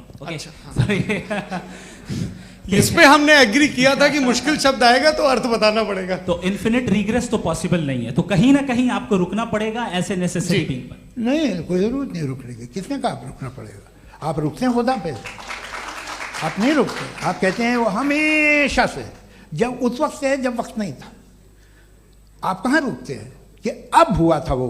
आप नहीं कहते। हम क्यों नहीं मान सकते कि यूनिवर्स जो है और बल्कि मल्टीवर्सेस जो है वो हमेशा से हैं, वो बनती है, बिगड़ती है। एक हमारे यहाँ एक चीज़ है ब्लैक होल, वो समेट लेता है वापस, फिर ब्लास्ट होता है, फिर फैल जाता है। और इसमें हमारी तो खैर कोई औकात ही नहीं है इंसान की। एक छोटे से ज़र्रे पे हम 50-60 साल की उम्र रखते हैं, जो करोड़ों अरबों साल की कायनात है उसमें, और पैदा भी नहायत ही बेहुदा वजह से हुए थे। तो इसमें ये सोचना कि इसकी वजूहात और ये क्यों है, ये डिपेंडेंट है, ये हम देख रहे हैं। क्या मालूम, आप सोचिए कि ये जो फैल रही है कायनात, ये कहाँ फैल रही है, ये कहाँ जा रही है, और ये फैल क्यों रही है? अरे बना ली थी तुमने, रुको भैया, काफ़ी है। ये फैल क्यों रही है? ये और कौन सी कायनात जिसे मैं दूरबीन से देखता हूँ तो 2 बिलियन लाइट ईयर पे है, उससे मेरा कोई वास्ता ही नहीं है। 2 बिलियन ईयर यानी अगर मैं 80,000 माइल्स पर सेकेंड से चलूँ तो 20 करोड़ साल में वहाँ पहुँच जाऊँगा। इसकी ज़रूरत क्या थी? ये दुनिया, ये कायनात तो इंसान अशरफुल मखलूक़ात के लिए बनाई गई ना। तो ये सब ये टर्म समझ में नहीं आया, इसमें कोई खास समझने वाली बात थी भी नहीं। ये जो अल्टीमेट कहा यह जाता है कि ये जो पूरी यूनिवर्स है, ये जो दुनिया है, ये इंसान के लिए बनाई गई। अच्छा, ये सब इंसान के लिए। क्यों साहब, सही है ना? बिल्कुल, लेकिन इसका ये मतलब नहीं कि किसी चीज के पीछे रीजन आपको नहीं पता तो रीजन नहीं है, इसे कहते हैं नहीं, मुझे नहीं पता, लेकिन मेरी जिम्मेदारी नहीं है। वो बिल्कुल सही कहा था उसने, बर्टन रसल ने। आपने उसे मजाक में टाल दिया कि भाई आप एक दावा कर रहे हैं, मैं क्यों कहूं कि ये गलत है दावा? आप प्रूफ कीजिए, मेरे पे जिम्मेदारी ही नहीं है, मैंने थोड़ी कहा है। आप प्रूफ कीजिए कि ये सही है। आप आर्ग्यूमेंट ऑफ कंटिंजेंसी का जवाब ही नहीं दे रहे हैं। पूछना चाहेंगे? आप सवाल पूछना चाहेंगे मुफ्ती साहब से? क्योंकि ये क्रॉस एग्जामिनेशन का दौर है। आप जैसे पहले बोल रहे थे फेथ को लेकर कुछ, मैं ये पूछना चाहूँगा कि खुदा ने जो भी रेवलेशन किए हैं, एक मज़हब के नहीं बहुत से मज़हबों में किए हैं, अलग अलग रेवलेशन है। कहीं कुछ एक बातें हैं, कॉन्ट्रडिक्शन भी है आपस में, कहीं कुछ आप कर सकते हैं, कहीं कुछ नहीं कर सकते। ऐसा नहीं है कि सबकी कोड ऑफ मॉरल एक है। तो ये किस्सा क्या है? अब आप ये देखिए कि मुझे कभी कभी लगता है कि ये जो फुटबॉल फाइनल होता है, लाखों लोग होते हैं, फिर वो टीवी कवर करती, करोड़ों लोग, अगर उसमें खुदा की एक बूमिंग आवाज़ आ जाती, मैं गॉड हूँ, तो सारे लोग अभी सुन लेते और टीवी पे भी सुन लेते, किस्सा खत्म होता। ये इतनी राजदारी क्या है कि तुम सामने कुछ तो सबूत दे दो हमें सॉलिड। ये कह साहब ये यूनिवर्स कैसे बनी, इससे मसला क्या हल होगा? मैं पूछूंगा आपसे खुदा कैसे बना? क्यों नहीं पूछूंगा कैसे बना? बल्कि वो तो कायनात से कहीं ज़्यादा इंटेलिजेंट है, कायनात से कहीं ज़्यादा कॉम्प्लेक्स। जी वो हमेशा से है, आप कहेंगे मैं मान लूँगा। अच्छा, दोयम वो कादिर मुतलक, यानी कादिर मुतलक का मतलब ओमनीपोटेंट, वो जो चाहे कर सकता है। आपको नौकरी दिलवा सकता है, आपकी अच्छी जगह शादी करवा सकता है, आपके पड़ोसी का मुकदमा हरवा सकता है, आपको जिता सकता है, सब काम करता है। थोड़ा सा माइक क्लोज जी। वो इस दुनिया को चला कैसे रहा है? ये दुनिया कैसे चल रही है? आपको इस पर हैरत नहीं होती? या क़यामत के बाद कभी एक जस्टिस होगा, जब ये बच्चा मर चुका होगा जिसकी धज्जियाँ उड़ गई बम से, इसको इंसाफ मिलेगा तब? अच्छा, अब जवाब दूं? हाँ दीजिए। मैं इसीलिए आप की तरफ। सबसे पहले आपने रेवलेशन और स्क्रिप्चर्स की बात की, इस पे मैं बात कर सकता हूं लेकिन आज नहीं करूंगा चूंकि वक्त कम है, कभी और इस पे डिस्कस करेंगे। मैं तैयार हूं उस पे भी बात करने के लिए। ये अभी से राउंड 2 की भूमिका तय हो रही है। Does God exist round 2? चूंकि आज गॉड के एग्जिस्टेंस पे बात है तो मैं उसी के रिलेटेड जो है आपके सवालात को एंटरटेन भी करूंगा और मैं भी पूछूंगा। आपने कहा कि आपने साबित ही नहीं किया, जबकि आर्ग्यूमेंट ऑफ कॉन्टिंजेंसी बुनियादी आर्ग्यूमेंट है। आप मुझे कॉन्टिंजेंसी का मतलब बताइए, आपका मतलब क्या? कॉन्टिंजेंसी कॉन्टिंजेंसी का मतलब यह हुआ कि हर वो वजूद जो किसी भी चीज का पाबंद है, हर वो वजूद या हर वो चीज जो अपने एग्जिस्टेंस में किसी भी चीज के पाबंद है और उससे बाउंड है, उसको उसकी जरूरत है, उस पर डिपेंड करती है, तो जाहिर सी बात है कि उसका कोई ना कोई कॉज होता है। ये तो अक्ल की बात है। ये आप रीजनिंग की बात करते हैं, मैं वही कर रहा हूं। दूसरी चीज आपने ये बात कही कि इतने बिलियन लाइट ईयर्स दूर है, उसका मेरा क्या लेना देना। फिर मेरे ख्याल से आपको ये नहीं कहना चाहिए I think therefore I am an atheist. आपको सोचना चाहिए, सिर्फ आप एक लिमिटेड दायरे में रहकर नहीं सोचें बल्कि बाहर निकलकर सोचें। आपने तीसरा सवाल किया, आपने 2-3 सवाल एक साथ। ऐसी बातें ना कीजिए, कुछ लोगों को इतराज हो जाएगा आप पे कि आप कुछ भी सोचिए। ये इजाजत आपको है नहीं, मुझे है।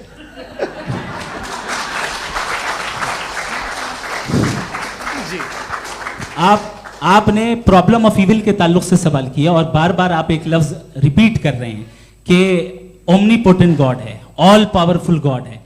यही तो दरअसल समझना है कि गॉड का कॉन्सेप्ट क्या है। प्रॉब्लम ऑफ इविल जो है, प्रॉब्लम ऑफ इविल दर हकीकत दो असम्पशंस पर कायम है। अगर आप इन दो असम्पशंस को समझ जाएं तो ये प्रॉब्लम नहीं रहेगी, आर्ग्यूमेंट आपको समझ में आ जाएगी कि ये कोलैप्स कर जाता है। पॉइंट नंबर 1, यानी जो आपका सबसे पहला फॉल्स असम्पशन है कि गॉड मर्सीफुल है, ओमनीपोटेंट है, दुनिया में जुल्म हो रहा है।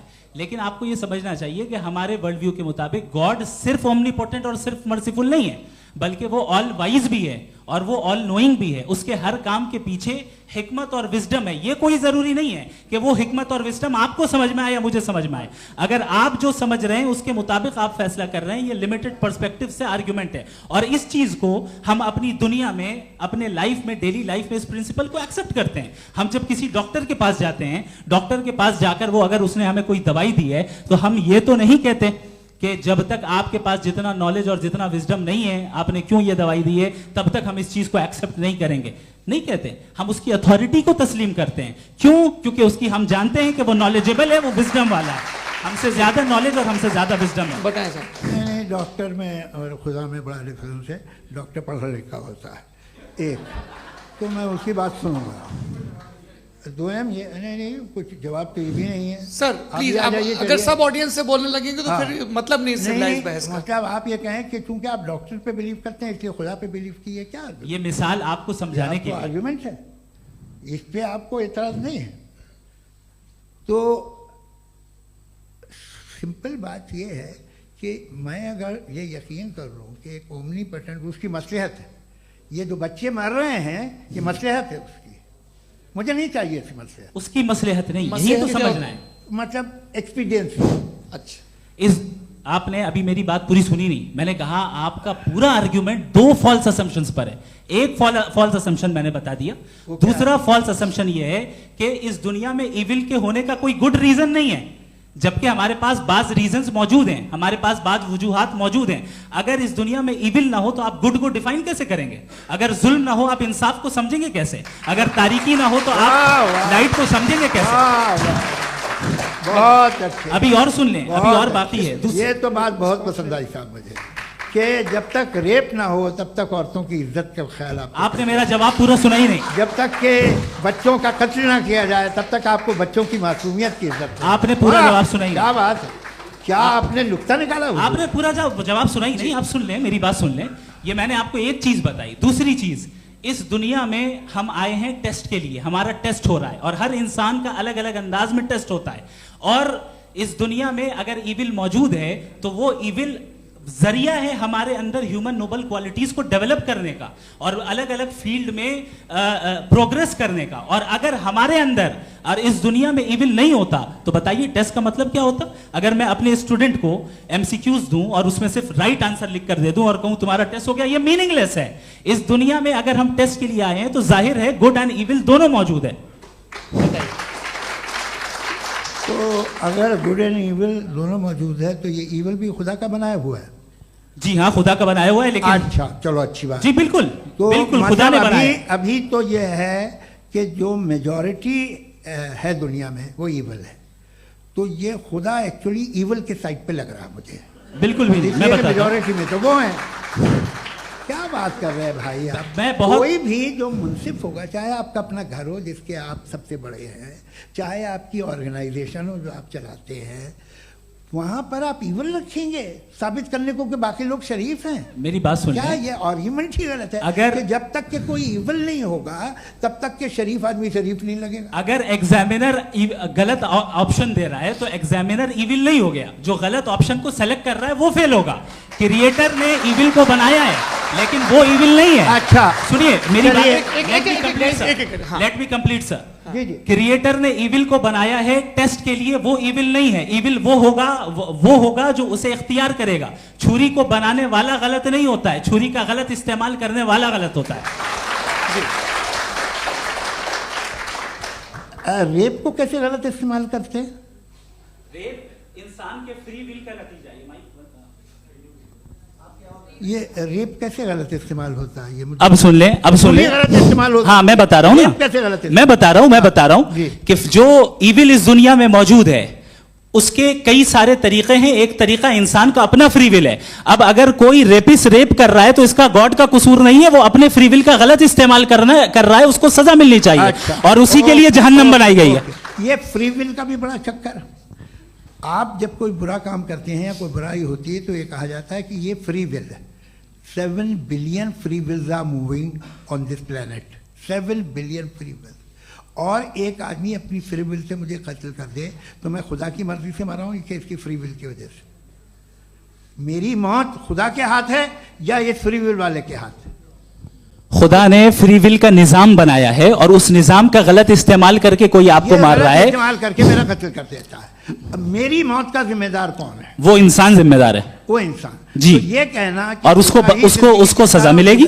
तो अब आप आगे चलिए कि ये तय करना कि अल्लाह ही या अल्लाह ने खुदा ही जिंदगी देता है, खुदा ही मौत देता है, ये गलत है। बिल्कुल गलत नहीं है। हाँ, नहीं, निजाम उसी ने बनाया फ्री विल का। निजाम मौत और हयात का उसी ने बनाया। You are contradicting yourself. अभी आपने कहा कि एक आदमी ने फ्री विल से आपको मार दिया, इसमें उसे फ्री विल दी गई थी, उसने गलत इस्तेमाल किया। 7 billion free wills are moving on this planet और आप चाह रहे हैं कि मैं सिर्फ खुदा का ध्यान करूं। ये 7 बिलियन फ्री विल्स को मुझे लुक आफ्टर करना पड़ेगा कि नहीं? ये तो तबाहियां कर रही हैं और तबाहियां ज़्यादा हो रही हैं। बिल्कुल। तो अगर आप बताएं अगर खुदा नहीं है फॉर एग्जाम्पल, तो आप इविल को कैसे डिसाइड करेंगे? यानी how can you define evil objectively without God? देखिए, दुनिया में 2 तरह के जानवर हैं। एक जो अकेले रहते हैं जंगल में और एक जो ग्रुप्स में रहते हैं। ग्रुप में जो भी रहेगा, चाहे वो आपका फाउंडेशन हो, चाहे कोई क्लब हो, चाहे कोई पॉलिटिकल पार्टी हो, चाहे कोई यूनिट हो, उसमें आपको इंटरैक्ट करने के रूल बनाने पड़ेंगे। यानी लोग तय करेंगे। लोग तय करेंगे। अगर लोगों ने ये तय किया कि किसी का रेप करना सही है, आप जस्टिफाई करेंगे? नहीं, आपका फाउंडेशन तो ये हो गया ना कि लोग ही विल डिसाइड करेंगे। नहीं। अरे दुनिया में ऐसे ग्रुप्स हैं जो रेप को जायज़ मानते हैं सर्टेन हालात में। मैं डिटेल में नहीं जानूंगा, आप भी जानते हैं।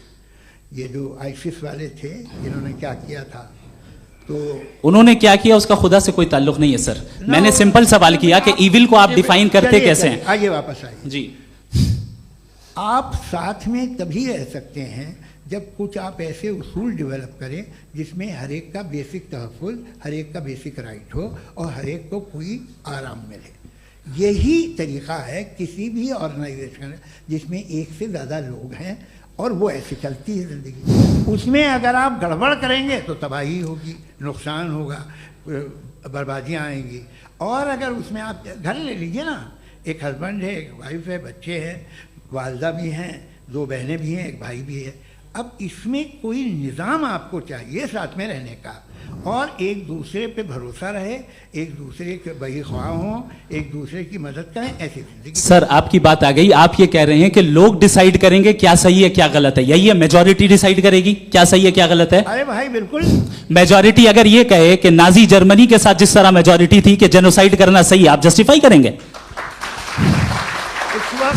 उस वक्त आपका ये सवाल सिर्फ उसके बाद क्लोजिंग। हाँ, उस वक्त प्लेनेट पे जो लोग थे उनमें कितने लोग हिटलर को सही समझते? अच्छा, प्लेनेट की मेजॉरिटी तय करेगी सोसाइटी की नहीं। प्लेनेट की मेजॉरिटी गॉड के एग्जिस्टेंस को सही मानती है, आप क्यों नहीं मानते?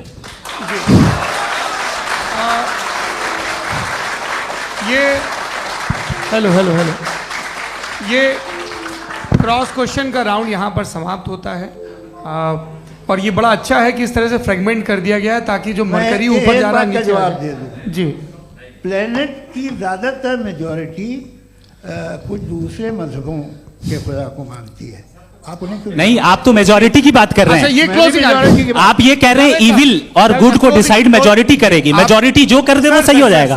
क्लोजिंग इसको जैसा आप ही लोगों ने तय किया है उसी फॉर्मेट को फॉलो कर लेते हैं। भाई मैंने तो भले लोगों पे एतबार किया और तब मॉडरेशन तय किया। जी, आपके पास 5 मिनट का वक्त है, क्लोजिंग आर्ग्यूमेंट है, उसके बाद हम ऑडियंस से क्वेश्चन आंसर लेंगे जावेद साहब की क्लोजिंग आर्ग्यूमेंट के बाद। ओके, बहुत शुक्रिया जी। हमारा जो टॉपिक है डज गॉड एग्जिस्ट, मैं इस पे इतने एकेडमिक तैयारी करके आया था मुझे था कि मैंने सोचा था कि कई सारे मैं आर्ग्यूमेंट्स दूंगा, लेकिन वक्त की भी किल्लत और जावेद साहब बार बार इधर उधर चले जा रहे थे तो उसको भी थोड़ा एंटरटेन करना पड़ गया। डज गॉड एग्जिस्ट पे मैं एक ही आर्ग्यूमेंट दे पाया। आर्ग्यूमेंट्स बहुत हैं और डेफिनेटिव आर्ग्यूमेंट्स हैं, और मेरे आर्ग्यूमेंट को किसी एक राउंड में भी इन्होंने एंटरटेन नहीं किया और रेफ्यूट नहीं किया, एक राउंड में भी नहीं, एक राउंड में भी नहीं। और ना ही अभी आपका क्लोजिंग आर्गुमेंट आएगा, नहीं, वो बता देना। Argument of contingency sir. अरे मैं आपसे कई बार कह चुका हूं कंटीजेंसी का मतलब अब मैं कैसे समझाऊं आपको, आपस में, हाँ, आप और कितने आसानी से समझाऊं मैं, मुझे तो नहीं समझ में आ रहा है। आप अपनी आर्ग्यूमेंट ऑफ कंटीजेंसी उर्दू में बोल सकते हैं। हाँ, आप अपनी बात पूरी कर लें जी, आखिरी 4 मिनट। दूसरी चीज, just a minute please ma'am, can I talk? दूसरी चीज ये है कि आपने एक तो इसका जवाब नहीं दिया, दूसरा आपने गॉड के ना होने पर कोई डेफिनेटिव आर्ग्यूमेंट नहीं दिया, सिर्फ मजहब पे बात कर रहे हैं आप। मजहब तो आज हमारा टॉपिक ही नहीं था, आज तो हमारा टॉपिक हो, आप मजहब से ले लेकर आईएस तक चले गए। भाई हमारा क्या ताल्लुक है उससे? We condemn them. और उसका गॉड से क्या ताल्लुक है? अगर कोई गलत काम कर रहा है, किसी ने किसी को कत्ल किया, किसी ने किसी का रेप किया, उसको सजा मिलनी चाहिए। और आपके पास कोई भी rational strong foundation of morality नहीं है। आपने कहा कि मेजॉरिटी तय करेगी सोसाइटी की, वो सही होगा। मैंने कहा हिटलर को फिर आप सही कहेंगे, नहीं नहीं नहीं नहीं, प्लैनेट की सोसाइटी की मेजॉरिटी तय करेगी। तो प्लैनेट की मेजॉरिटी गॉड के एग्जिस्टेंस को मानती है, आप कह रहे हैं ये रिलीजियस है। तो यानी आपके पास कोई स्ट्रॉन्ग फाउंडेशन नहीं है ऑब्जेक्टिव मोरालिटी का। ऑब्जेक्टिव मोरालिटी का अगर कोई फाउंडेशन है तो वो सिर्फ गॉड है, गॉड है, गॉड है। थैंक यू जी। ये मुफ्ती शमाइल नदवी साहब का क्लोजिंग आर्ग्यूमेंट था। अब हमारे पास जी, मैं जी ये बड़ा अच्छा है कि दोनों लोगों को मॉडरेटर से शिकायत भी और बोल रहे भाई हमारी शाबाशी भी तो करते चलो। अब मेरी बात जी, आपके पास जावेद अख्तर साहब 5 मिनट का वक्त है, ये आपका क्लोजिंग आर्ग्यूमेंट है, टाइम रीसेट कर दें जी। देखिए, बहुत सारी बातें हैं। गॉड का डेफिनेशन दुनिया के किसी भी रिलीजन में है कि वो ओमनीपोटेंट है, ओमनीप्रेजेंट है, he is just, he is kind, he loves you and so on. मैं जब दुनिया देखता हूँ तो मुझे कोई ऐसा सुप्रीम पावर यहाँ दिखाई नहीं देती है जो इंसान की बहबूदी के लिए कुछ कर रही हो, कमज़ोर को बचा रही हो, मदद कर रही हो, जालिम को पीछे हटा रही हो। मैं नहीं देखा, तारीख़ में नहीं। एक तो अगर है और ये देख रहा है तमाशा, तो उसका होना न होना बराबर है। दोयम ये कि ये जो है, जब आप ये कहते हैं कि कायनात जिसकी कंटीजेंसी है, मैं देखिए वो लफ्ज़ इस्तेमाल किया मैं, तो ये कैसे हो सकती है भाई? और फ़ौरन आप सरेंडर कर देते हैं कि जाहिर है कि इसका बनाने वाला तो इससे 10,000 गुना था कॉम्प्लिकेटेड होगा। उस पर आपके होने पे कोई इतराज़ नहीं है। उसे वो टाइमलेस है, वो पहले से था, टाइम तो बहुत बाद में आया। ये सब आप मानने को तैयार है जिसका आपके पास कोई सबूत नहीं, आपके पास कोई रीज़न नहीं है। आपकी तारीख क्या है मजहबों की? बिलीफ की, जो खुदाओं का बिलीफ है, ये कॉन्स्टेंटली गलत साबित होता रहा है। मतलब आप कहें कि अरिस्टोटल के ज़माने में तो सब जाहिल थे, वो भी इतने ही यकीन से खुदा पे यकीन रखते थे, जो अब नहीं रहा। ये भी नहीं रहेगा, आप लिख लीजिए। और इसके आसार आपको दुनिया में दिखाई देना शुरू हो चुके हैं। ये बहस क्या आज से 100 साल पहले इस तरह हो सकती थी? यहाँ तक तो आपको हम ले आए हैं। तो सर अरे इनको मदद की ज़रूरत नहीं भाई, ये सेल्फ सफिशिएंट आदमी है, आप क्यों इनकी मदद कर रहे हैं? Sir please. तो ये जो है तमाम बातें अपनी जगह हैं। ये एक पैकेज है। आप अकेले, कोई आदमी ऐसा नहीं जो सिर्फ गॉड को मानता हो, उसके साथ बहुत पैराफर्नेलिया आता है, अलग अलग पैराफर्नेलिया आते हैं। They have always created chaos in the society. मैं तो आपको सीधा ऑफर देता हूँ कि दुनिया में 10 इम्पॉर्टेंट बिलीव्स हैं।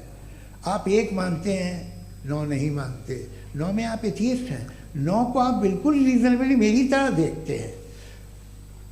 तो 90 मजहबी आदमी भी 90% एथीस्ट है, वो दूसरे खुदा नहीं मानता, एक खुदा मानता है अपना वाला, बाकियों को कहता है गलत है। अगर आप मानना ही बंद कर दें तो आपका 10% चांस है कि आप सही हैं और 90% चांस है कि आप गलत हैं। मेरा मशवरा है आप मानना छोड़ दिए तो 50% चांस होगा कि आप सही हैं और 50% चांस होगा, 40% आप गेन करेंगे बाय बिकमिंग एन एथीस्ट।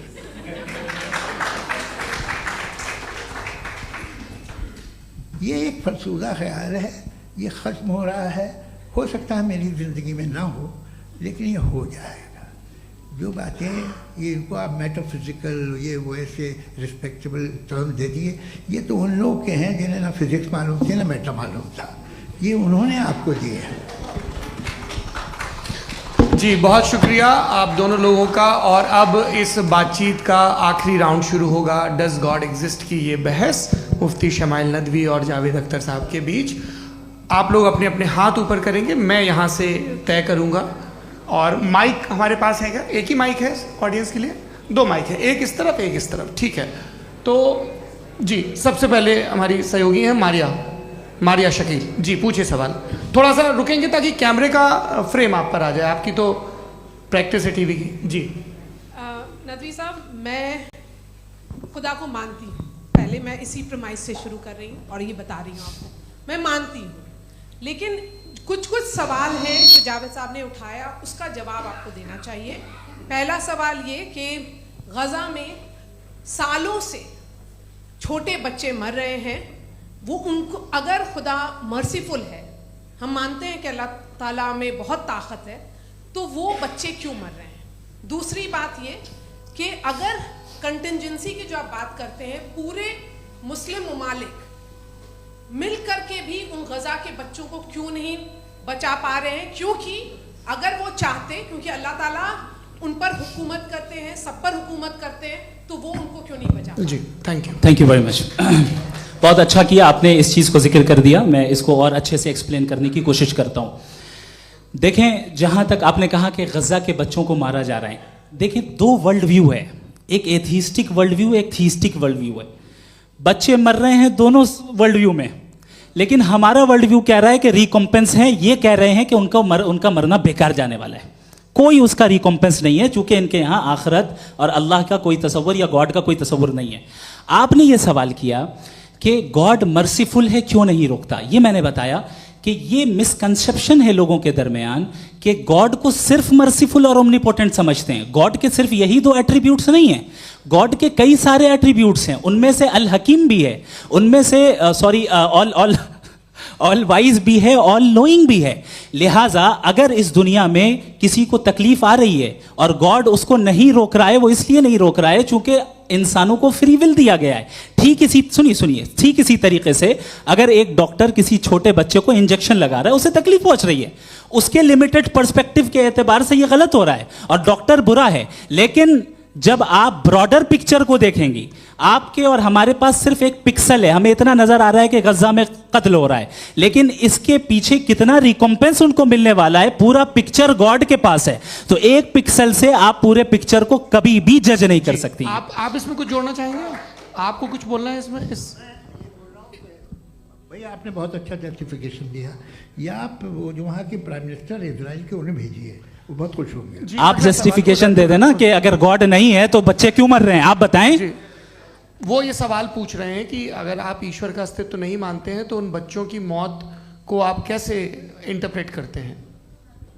भाई ये दुनिया जो है, जो ताकतवर लोग होते हैं वो एक नाइंसाफी करते हैं। तो ये अच्छा काम है आपके नजदीक, तो नेचर नाइंसाफी पे मबनी है। अरे मेरे भाई, आप नेचर की कहाँ बात कर रहे हैं, तो इंसान की बात तो फिर जब मैं इंसान की बात कर रहा था आप नेचर की बात करने लग गए। क्रॉस एग्जामिनेशन नहीं। हाँ, अब आप मुझे बोलने नहीं देंगे तो अलग बात है, आप बोलिए, मुझे कोई जल्दी नहीं। जी नहीं, ये क्रॉस एग्जामिनेशन। मुझे बोल तो लेने दीजिए। जी बोलिए। क्या बात ये है कि ह्यूमन सोसाइटी तभी साथ में रह सकती है जब वो मोहब्बत से, एकता से, एक दूसरे के एहतराम करके रहे। इसके अलावा पॉसिबल नहीं है, अकेले तो इंसान रह नहीं सकता। वहाँ पर कुछ लोग हैं जो फाउल करते हैं, वो फाउल हमेशा से तारीख में होता आया है। आज ये हो रहा है, जो हो रहा है बहुत बुरा हो रहा है, बहुत जालिमाना है, बहुत जाबराना है। उसको आप कहें कि ये बच्चों को कॉम्पनसेशन मिल जाएगा या इसकी इंजेक्शन है, इंजेक्शन तो हेल्थ के लिए दिया जाता है। आप ये कह रहे हैं कि ये बच्चों की जो धज्जियां उड़ रही हैं ये इंजेक्शन है, ये टेस्ट है, ये टेस्ट है और उस टेस्ट में उनको ऐसा रिकॉम्पेंस मिलेगा जो आपके तसव्वुर के बाहर है। ये आप 3 बरस के बच्चे को बारूद से उड़ा के टेस्ट ले रहे हैं। वाह, वो नहीं ले रहा है, खुदा नहीं उड़ा रहा है, इजराइल उड़ा रहा है। जी, ये तो उसको कंडेम अगला सवाल लेते हैं प्रोफेसर पुरुषोत्तम अग्रवाल। मुफ्ती साहब, एक निवेदन आपसे है कम से कम थोड़ा सा माइक क्लोज एक रिलीजियस और फिलोसफिकल कर मैं प्लीज। एक रिलीजियस और फिलोसफिकल ट्रेडिशन है जो ब्रह्मांड को यानी यूनिवर्स को ही अंतिम मानती है। सर्वम खलु इदम ब्रह्मम, this is Chandogya Upanishad, and it completely rules out the existence और नेसेसिटी, आपके शब्दों में necessity of a creator, the creation itself is the creator. तो एक मिनट प्लीज। दूसरा जो सवाल आपने अभी जो आप बार बार कह रहे हैं कि भगवान विद्वान भी है, वाइज, सब जानने वाला, तो अगर विजडम में दुनिया भर के पापों और अत्याचारों को बर्दाश्त करना शामिल है, तो फिर इसका मतलब ये हुआ कि अगर मैं फ्री विल से उसको अपोज करता हूं तो ईश्वर की विजडम और मेरी फ्री विल में कॉन्ट्राडिक्शन है। Because when I am opposing whatever is happening in Gaza, then I am opposing the God's will और गॉड्स विजडम। जवाब लेते हैं क्योंकि तो गॉड की विजडम में, एक मिनट सर प्लीज सर, ये एक जुमला, गॉड की विजडम है कि गाजा में जो कुछ हो रहा है वो हो रहा है, मैं उसका अपोज कर रहा हूं, तो मैं गॉड की विजडम के खिलाफ जा रहा हूं। एक सवाल। दूसरा ये नहीं आपने दो ऑलरेडी। सर आप और सवाल कर लें, लेकिन मुझे दो जवाब दे सर, पहले आपने ये कहा, सुनिए मेरी बात सुनिए। इजराइल के गॉड के मुताबिक तुम्हारा ठीक हो रहा है ना? नहीं हो रहा है, ठीक नहीं हो रहा है, मैं बता रहा हूं क्या हो रहा है। आप तशरीफ रखिए, मैं बता रहा हूं क्या हो रहा है। Let me complete please. एक सेकंड गाइस, एक सेकंड। ये देखिए ऐसा है कि ये सब बड़ा आपस में विचार विमर्श के बाद ये तय हुआ था कि कुछ नियम बना लिए जाएं ताकि एक टाइम बाउंड बातचीत चले। और भाई साहब आप बड़ा जरूरी काम कर रहे हैं, लेकिन कैमरे के फ्रेम में आके उस काम को गड़बड़ कर दे रहे हैं। ठीक है गुरु, अब मेरे को कहीं का गुस्सा कहीं निकालना था, सॉरी। नहीं कोई गुस्सा नहीं है जी। तो प्रोफेसर ने सवाल पूछे, आप उनके जवाब दें, और थोड़ा ये सब लोग थोड़ा ख्याल रखें भाई, सवाल संक्षिप्त रखें जी। आपने दो सवाल किया। सबसे पहला ये कहा कि हमारे पास ये कॉन्सेप्ट है कि ये यूनिवर्स खुद नेसेसरी बीइंग है, creation itself is the creator. How irrational is this कि मैं एग्जिस्ट करूंगा बाद में, लेकिन अभी एग्जिस्ट कर भी रहा हूं, यानी एक ही टाइम में एग्जिस्ट भी कर रहे हैं, नहीं भी कर रहे हैं। This is not true. दूसरी चीज आपने कहा कि अगर इजराइल में, सॉरी माफ कीजिएगा, Israel doesn't exist, occupied Palestine में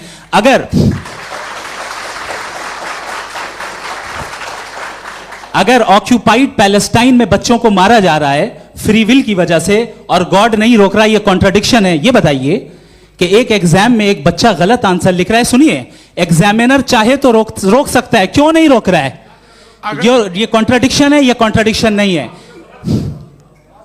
माइक नहीं सर, ये आपस में जी, ये क्या आपका सवाल? माइक दीजिए। फ्री विल दिया गया है टेस्ट के लिए, अकाउंटेबिलिटी के लिए। अगर फ्री विल नहीं होता तो आप कहते हैं हमें रोबोट बना दिया गया। नॉट मिसरिप्रेजेंट माय पोजीशन, आपकी जो भी पोजीशन, मैं अपनी फ्री विल के नाते, अपने ह्यूमन विजडम के नाते गाजा में हो रही अत्याचार का विरोध करता हूं। बिल्कुल करना चाहिए। आपके हिसाब से मैं गॉड की विजडम का विरोध कर रहा हूं? बिल्कुल नहीं, जो हो रहा है गॉड, बिल्कुल भी नहीं, बिल्कुल भी नहीं। उसका वहां पर गाजा में कत्ल होना ये इंसानों के गलत इस्तेमाल का नतीजा है, फ्री विल के इस्तेमाल का नतीजा है। गॉड इसका हुक्म नहीं देता, उससे रोकता है। यही तो मसला है ना, आपके लिए कॉन्सेप्ट क्लियर नहीं भाई, आपने तो बताया था इंजेक्शन लगाने से बच्चे को तकलीफ होती है, ये इंजेक्शन लगा। सर आप ऐसे रेटोरिक स्टेटमेंट दे तब तो कोई मसला नहीं समझते रहेंगे। This is a rhetoric statement, this is not a logical argument sir. I am sorry. आखिरी 30 मिनट बड़े मुश्किल होने वाले हैं जी। मुफ्ती साहब आगे बैठे हैं, इनको माइक दीजिए। हाँ तरुण, माइक आप अपने पास रखिए, आपको कैमरे का फ्रेम पता है जी। सबसे पहले दोनों को मुबारकबाद। एक सर अपना आप नाम बता दें। आप अमेरिका में शिकागो में रहते हैं, इतना मुझे याद है। बताया आपको, यासिर नदीम अलवाजदी मेरा नाम है। जावेद सर आपसे एक क्वेश्चन है इन्फिनिट रिग्रेस के ताल्लुक से। एक हाइपोथेटिकल सिनेरियो है, मसलन अगर आप सर माइक थोड़ा सा प्लीज क्लोज रखिए जी। अगर आप शायर इसलिए हैं कि आपके कोई उस्ताद शायर थे, और वो इसलिए शायर थे कि उनके कोई उस्ताद शायर थे, और इसी तरीके से हम माजी में पीछे चलते चलते चले जाएं और कहीं ना रुके, तो माफ कीजिएगा आप कभी शायर नहीं हो सकते। लेकिन आप शायर हैं, आपका शायर एग्जिस्ट करता है, इसका मतलब ये है कि आप कहीं ना कहीं रुके हैं। तो मेरा सवाल ये है कि क्या आप इन्फिनिट रिग्रेस ऑफ कॉजेस को लॉजिकल फैलेसी मानते हैं या नहीं मानते? हाँ या ना?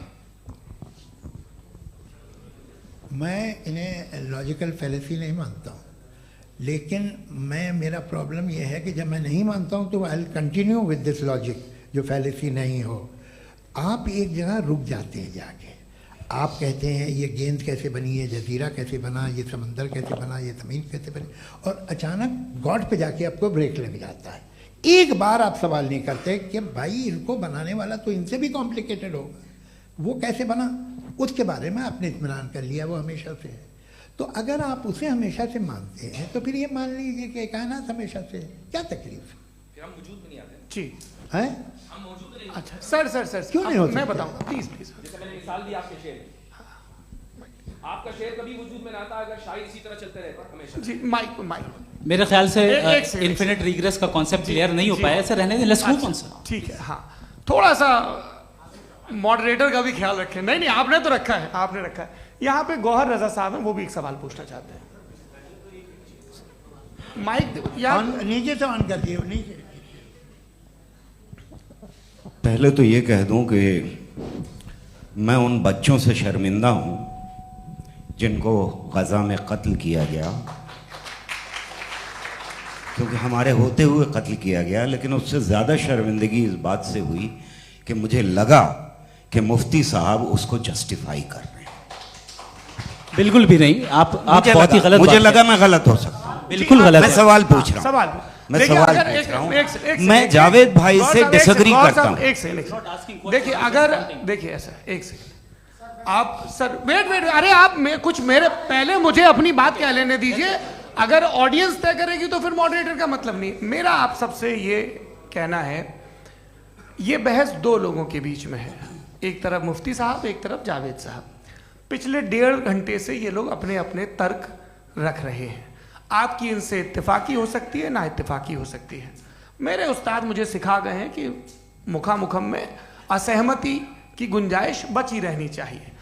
अगर मैं आपकी बहुत इज्जत करता हूं गौहर साहब, आपने जो कमाल की किताबें लिखी, साइंटिफिक टेम्परामेंट, लेकिन मेरी ये गुजारिश है आप सबसे कि यदि आप इन लोगों ने जो बोला उन पर टिप्पणियां करेंगे तो ना वक्त की पाबंदी रहेगी, ना वो अनुशासन।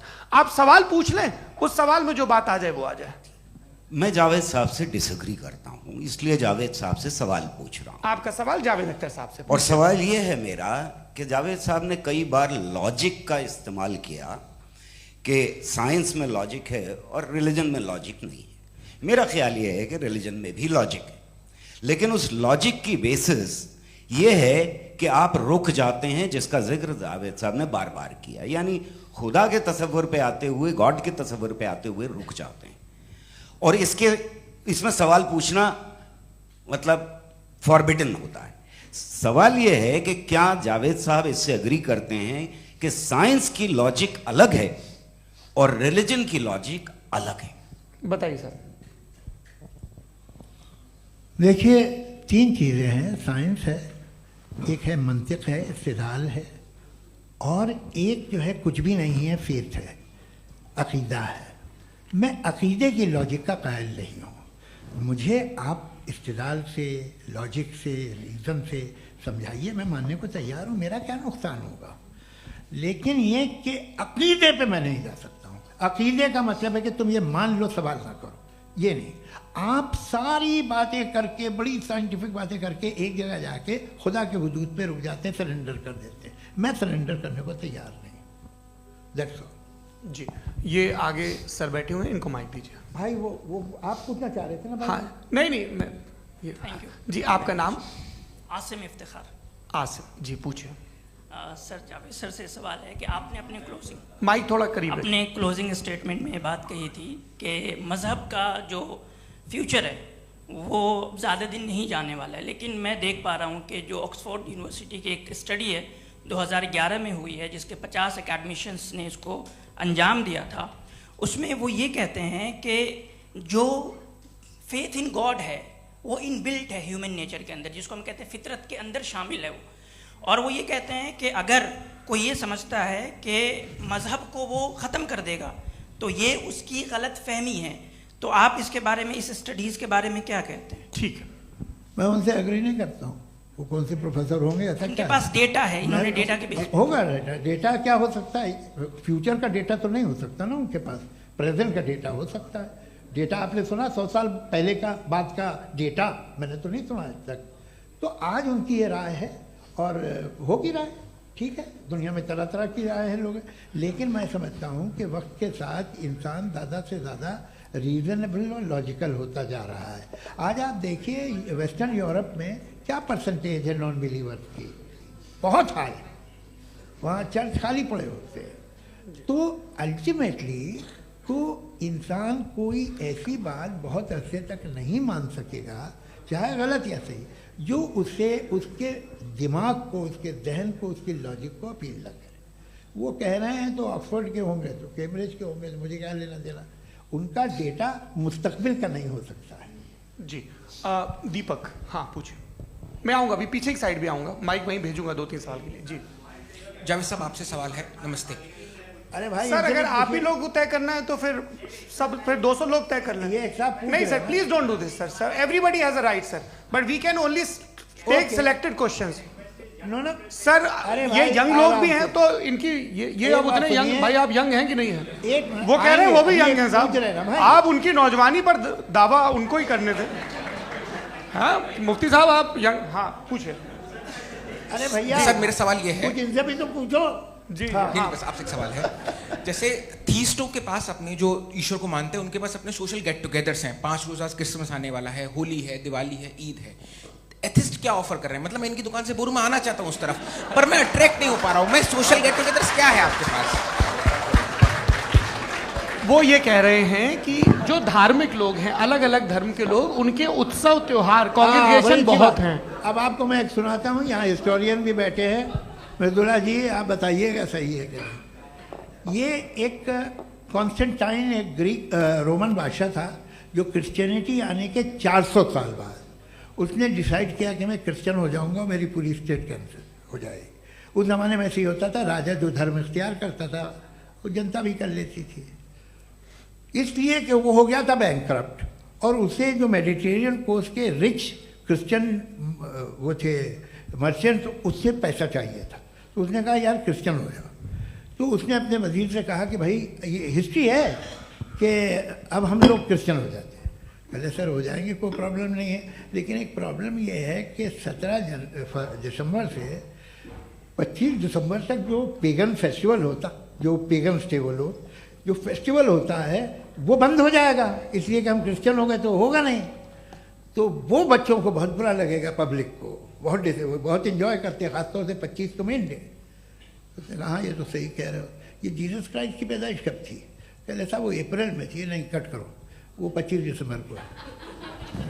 ये हकीकत है जी। और 400 साल बाद क्रिश्चियनिटी के अप्रैल से दिसंबर ले आए, और इसलिए कि यहाँ पेगन फेस्टिवल होता था। अब मनाते हैं आप आराम से। ये जो सारे फेस्टिवल हैं ये रिलीजन से, हर एक को एक इंटरटेनमेंट डिपार्टमेंट चाहिए होता है अपनी कंपनी चलाने के लिए। तो ये रिलीजन ने, ये सेकुलर त्यौहार थे जिन्हें रिलीजन्स ने ले लिया है। ये मौसम के थे, फसलों के थे, किसानों के थे, उसको आपने लेके रिलीजियस रंग दे दिया। ये कोई रिलीजन से थोड़ी आए आप। अच्छा हमें देखिए, हम तो मुल्द हैं, हम ईद मनाते हैं, हम दिवाली मनाते हैं, हम होली मनाते हैं, हम क्रिसमस मनाते हैं। बम्बई की फिल्म इंडस्ट्री की सबसे बड़ी होली हमारे घर में होती है, सबसे बड़ी ईद हमारे घर में होती है। वो हमारी सोशल वो है, हमारे हेरिटेज है। ऐसा थोड़ी है कि we will throw the baby along with the water. ये तो अच्छी चीज़ है, इन्हें रखो, जो बेकार है फेंक दो। जी हाँ, हेलो जी, मेरा सवाल नादवी जी से है। जैसा कि आपने बोला कि गॉड टाइम के भी परे हैं, और गॉड इतनी कॉम्प्लेक्स चीज़ है कि उसे ह्यूमन माइंड समझ नहीं सकता, और गॉड ने अर्थ पे फ्री विल भी दे दी है। तो आप अपना वक्त ज़ाया क्यों कर रहे हैं गॉड के बारे में बात करके? अपन को तो बात करनी चाहिए कि सोसाइटी को बेहतर कैसे करें। जी, मैं गॉड वही बताता है सोसाइटी को कैसे बेहतर करे। अभी मैं आपका जवाब देता हूँ। आपने कहा कि टाइम पे वो एग्जिस्ट नहीं करता, सो मेरा सवाल ये है कि जैसा आपने बोला कि गॉड बहुत ही कॉम्प्लेक्स चीज है। मैंने कहा ही नहीं कि कॉम्प्लेक्स है, तो आपके अल्फाज हैं। कॉम्प्लेक्स का लफ्ज गॉड के लिए सुइटेबल नहीं है। क्यों? क्योंकि कॉम्प्लेक्स वो चीजें होती हैं जो ऑब्जेक्ट हो। God is not an object जिसको आप इंस्ट्रूमेंट के जरिए लेबोरेटरी में जाके टेस्ट करें, oh it's very complex. No, वो कोई कार का इंजन नहीं है। वो फिलोसॉफिकली नेसेसरी बीइंग ऐसी बीइंग है जो सिंपल बीइंग है। हाँ, आप उसको मुकम्मल तौर पे उसकी तमाम हिकमतों को जान ले और हर चीज को जान ले, ये पॉसिबल नहीं है, क्योंकि वो ऑल वाइज है, आप ऑल वाइज नहीं है, और वो खुदा है, वो आपको सारी चीजें बता दे, ये जरूरी नहीं। मेरा सवाल ये नहीं था, मेरा सवाल ये था कि जब गॉड इतना परे है इस दुनिया से कि उसने अर्थ पे फ्री विल भी दी है, हम सब ह्यूमंस की फ्री विल है, और जो सोसाइटी में हो रहा है वो अपन लोग डिसाइड करेंगे, तो अपन लोग डिसाइड नहीं करेंगे ना, अपन लोग डिसाइड नहीं करेंगे। गॉड जो है, गॉड ने वो उसकी जात, उसकी एग्जिस्टेंस टाइम एंड स्पेस से परे है, लेकिन वो हमारा टेस्ट ले रहा है और उसी गॉड ने हमें बताया कि तुम्हें क्या करना है क्या नहीं करना है, तो जाहिर है उस गॉड की बात सुनेंगे ना। जी, वो पीछे एक चश्मा लगाए जो मैम खड़ी हैं, उनको दीजिए। हाँ, आप जी जी बिल्कुल आएंगे। देखिए मैं कोशिश कर रहा हूँ सब तरफ जाने की। हाँ, उनको दीजिए माइक। जी, हेलो सर, मैं ओमनी प्रेजेंट नहीं हूँ, टाइम पाबंद हूँ, और जहां तक कोशिश कर सकता हूँ करूंगा। जी, अपना नाम बताइए। मेरा नाम उर्सुला है, मैं दिल्ली यूनिवर्सिटी की एक स्टूडेंट हूँ और मैं स्टूडेंट फेडरेशन ऑफ इंडिया से हूँ। मेरा सवाल मुफ्ती जी से है कि इस हॉल के इस कमरे में बैठ के हम लोग रेप की मोरालिटी के बारे में फिलोसफिकली बात तो कर सकते हैं, बट असलियत ये है कि रोज़मर्रा की ज़िंदगी में औरतें रेप के थ्रू गुजरती हैं, और हम लोग सिर्फ नंबर्स पे इस तरह नहीं देख सकते, क्योंकि कितनी औरतें हैं इन कंट्रीज़ में जहाँ पे आप बता रहे हैं कि केसेस कम हैं, जिनका एक्सेस है कि वो जाके केस फाइल कर सकें। कितनी औरतें हैं जो जिनको काम करने की आज़ादी है उन कंट्रीज़ में। यूरोप में ये आज़ादी आ गई, यूरोप में ये रूल्स आ गए, तो हम आज उसके बारे में बात कर पा रहे हैं। जी, जवाब। आपने ये कहा कि कमरे में बंद होकर हम लोग इस पर फिलोसफिकली बात कर सकते हैं, लेकिन हकीकत में क्या हो रहा है, वो ग्राउंड लेवल पे क्या हो रहा है, जो बहुत गलत हो रहा है, और वो सफ़र कर रही हैं। आई एग्री, बहुत गलत हो रहा है, और जो गलत हो रहा है उसको हमें रोकना है। और क्यों रोकना है, वो गलत क्यों है, हमारे पास इसका ऑब्जेक्टिव फाउंडेशन है, इनके पास उसका ऑब्जेक्टिव फाउंडेशन नहीं है। मैं ये कहना चाह रहा हूं कि जहां पे भी जुल्म हो रहा है, जहां पे भी औरत पे जुल्म हो रहा है, या उसकी इज्जत लूटी जा रही है, या उसे तकलीफ पहुंचाई जा रही है, और सिर्फ औरत नहीं, किसी इंसान के ऊपर भी जुल्म हो रहा है, तो उसके खिलाफ खड़ा होना, ये मॉरलिटी हमारे पास गॉड के पास से आई है। वरना जावेद साहब तो कह रहे हैं कि जो है मेजॉरिटी डिसाइड करेगी, तो मेजॉरिटी तो कभी भी बदल सकती है। क्या आप हाँ। ये थोड़ी सी आपको गलतफहमी है। मैं अगर मेरे जुमले से ये मदनत निकला या मैंने कहा, तो ये जुमला मैं वापस लेता हूँ, ये मेरा मतलब ही नहीं था कि मेजॉरिटी डिसाइड करेंगे। मेजॉरिटी डिसाइड करे तो दुनिया में बड़ी, वैसे आपने कहा था ये जुमला। अच्छा, हो मैं मान रहा हूँ, बाद में रिकैप कर लेंगे। अरे एक सेकंड, मैं अपनी एक्सप्लेनेशन दे रहा हूँ। मुनासिब बात यह है कि हम सब के सब दिल में जानते हैं कि क्या अच्छा है क्या बुरा है, हमें पता है अच्छी तरह से। जो लोग बुरे काम करते हैं उन्हें भी मालूम अच्छा क्या है। यही तो सवाल था हजरत कि फिर ये मोरालिटी आई कहां से? Cross examination. हाँ जी, हाँ। मोरालिटी साथ रहने की डिजायर से आई है, यानी साथ रहकर जो कुछ कह दे, जो कुछ कर दे, वो हो जाएगा? नहीं नहीं, तो आप कायदे से रह ही कर सकते हैं जब तक लोगों में मोरालिटी हो, वरना क्यास हो जाएगा। ये आपको कैसे पता?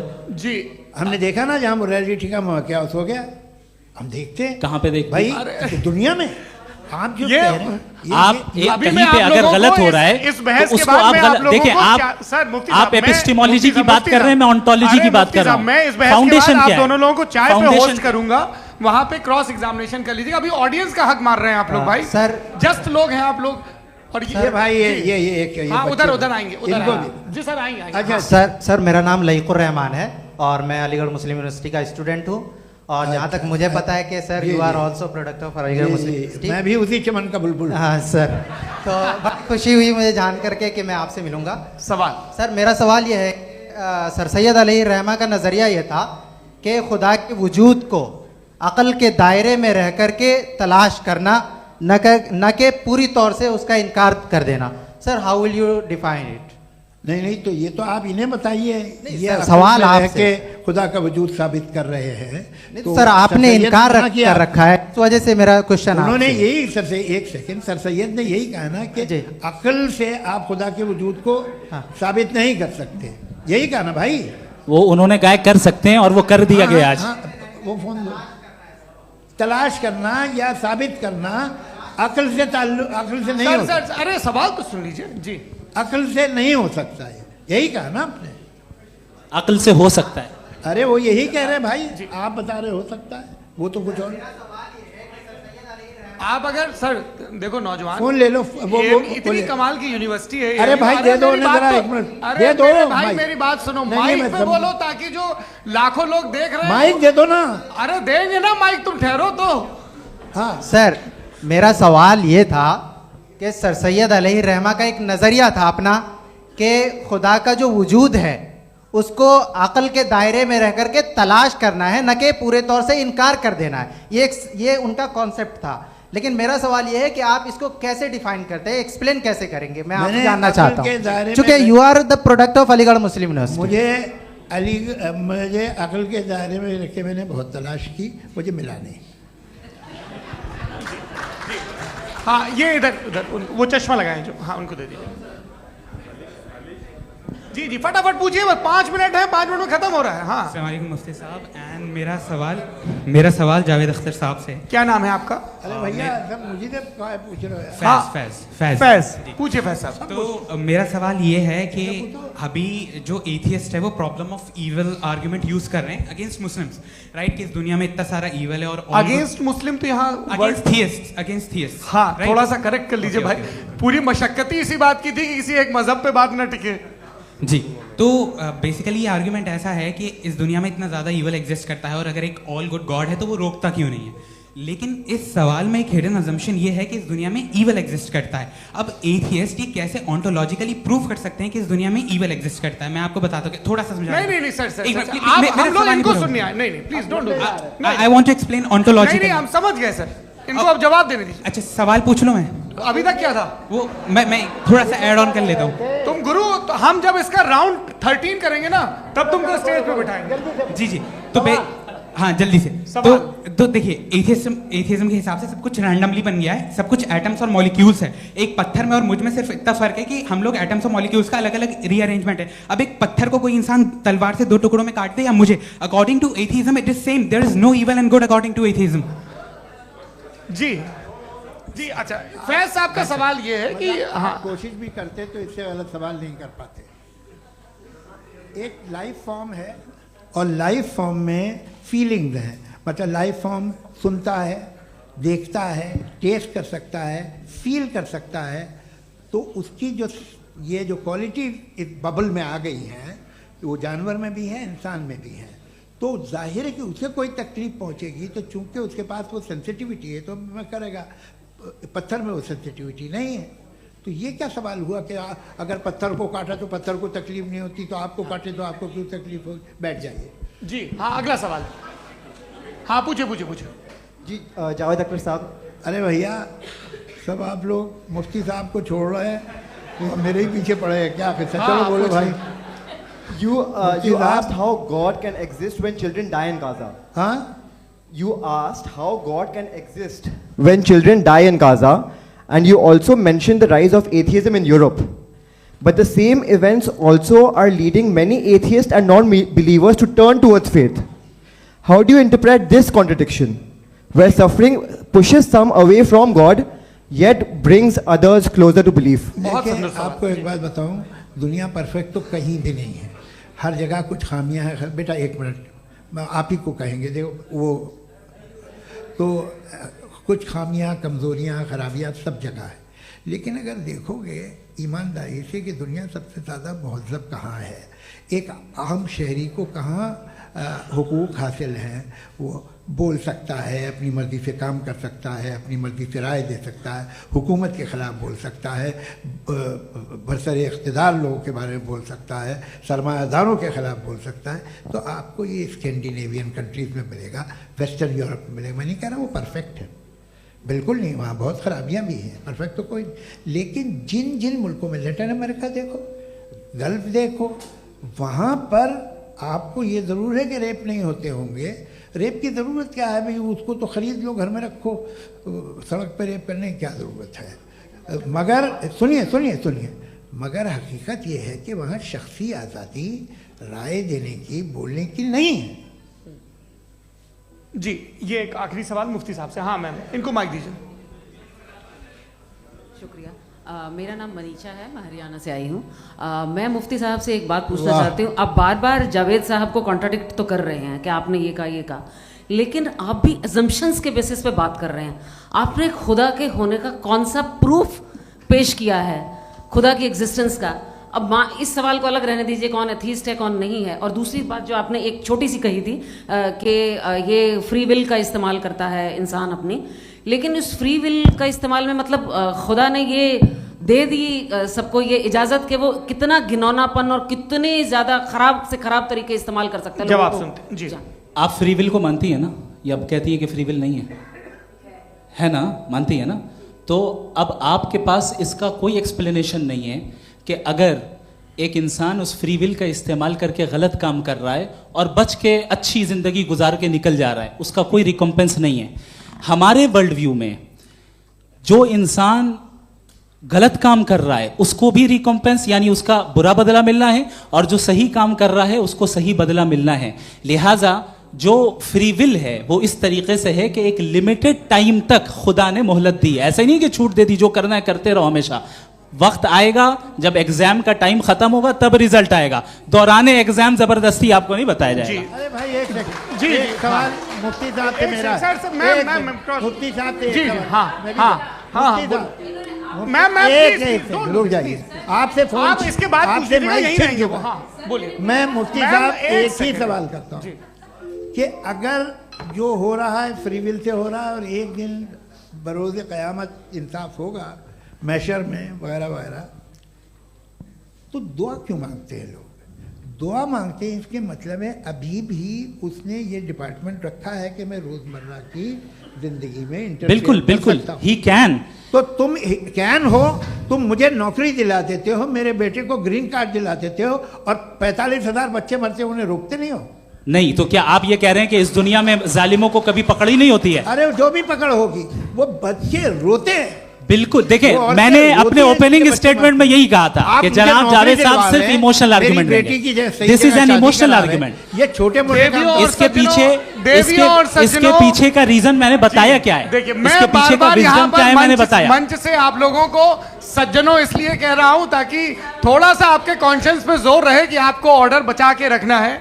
वक्त तय हुआ था, ये वक्त पूरा हुआ, आपने इतने धैर्यपूर्वक सुना, मैं आप सबका बहुत बहुत शुक्रगुजार हूं। यदि इन दोनों विद्वानों की इच्छा होगी तो कभी हम इस बातचीत का राउंड 2, राउंड 3, यही तो देखिए खूबी है इंसान की कि बहस मुबाहसे में वो पड़ा रहता है। आप लोगों ने बड़े धैर्य का परिचय दिया, बहुत बहुत शुक्रिया। इसी के साथ ये बातचीत यहाँ पे समाप्त होती है। आप लोगों को मैं एक बात बता दूं, ये सारी बहस हो गई, अब मुफ्ती साहब और बड़े मुफ्ती साहब इन के साथ में खाना खाने वाला हूँ।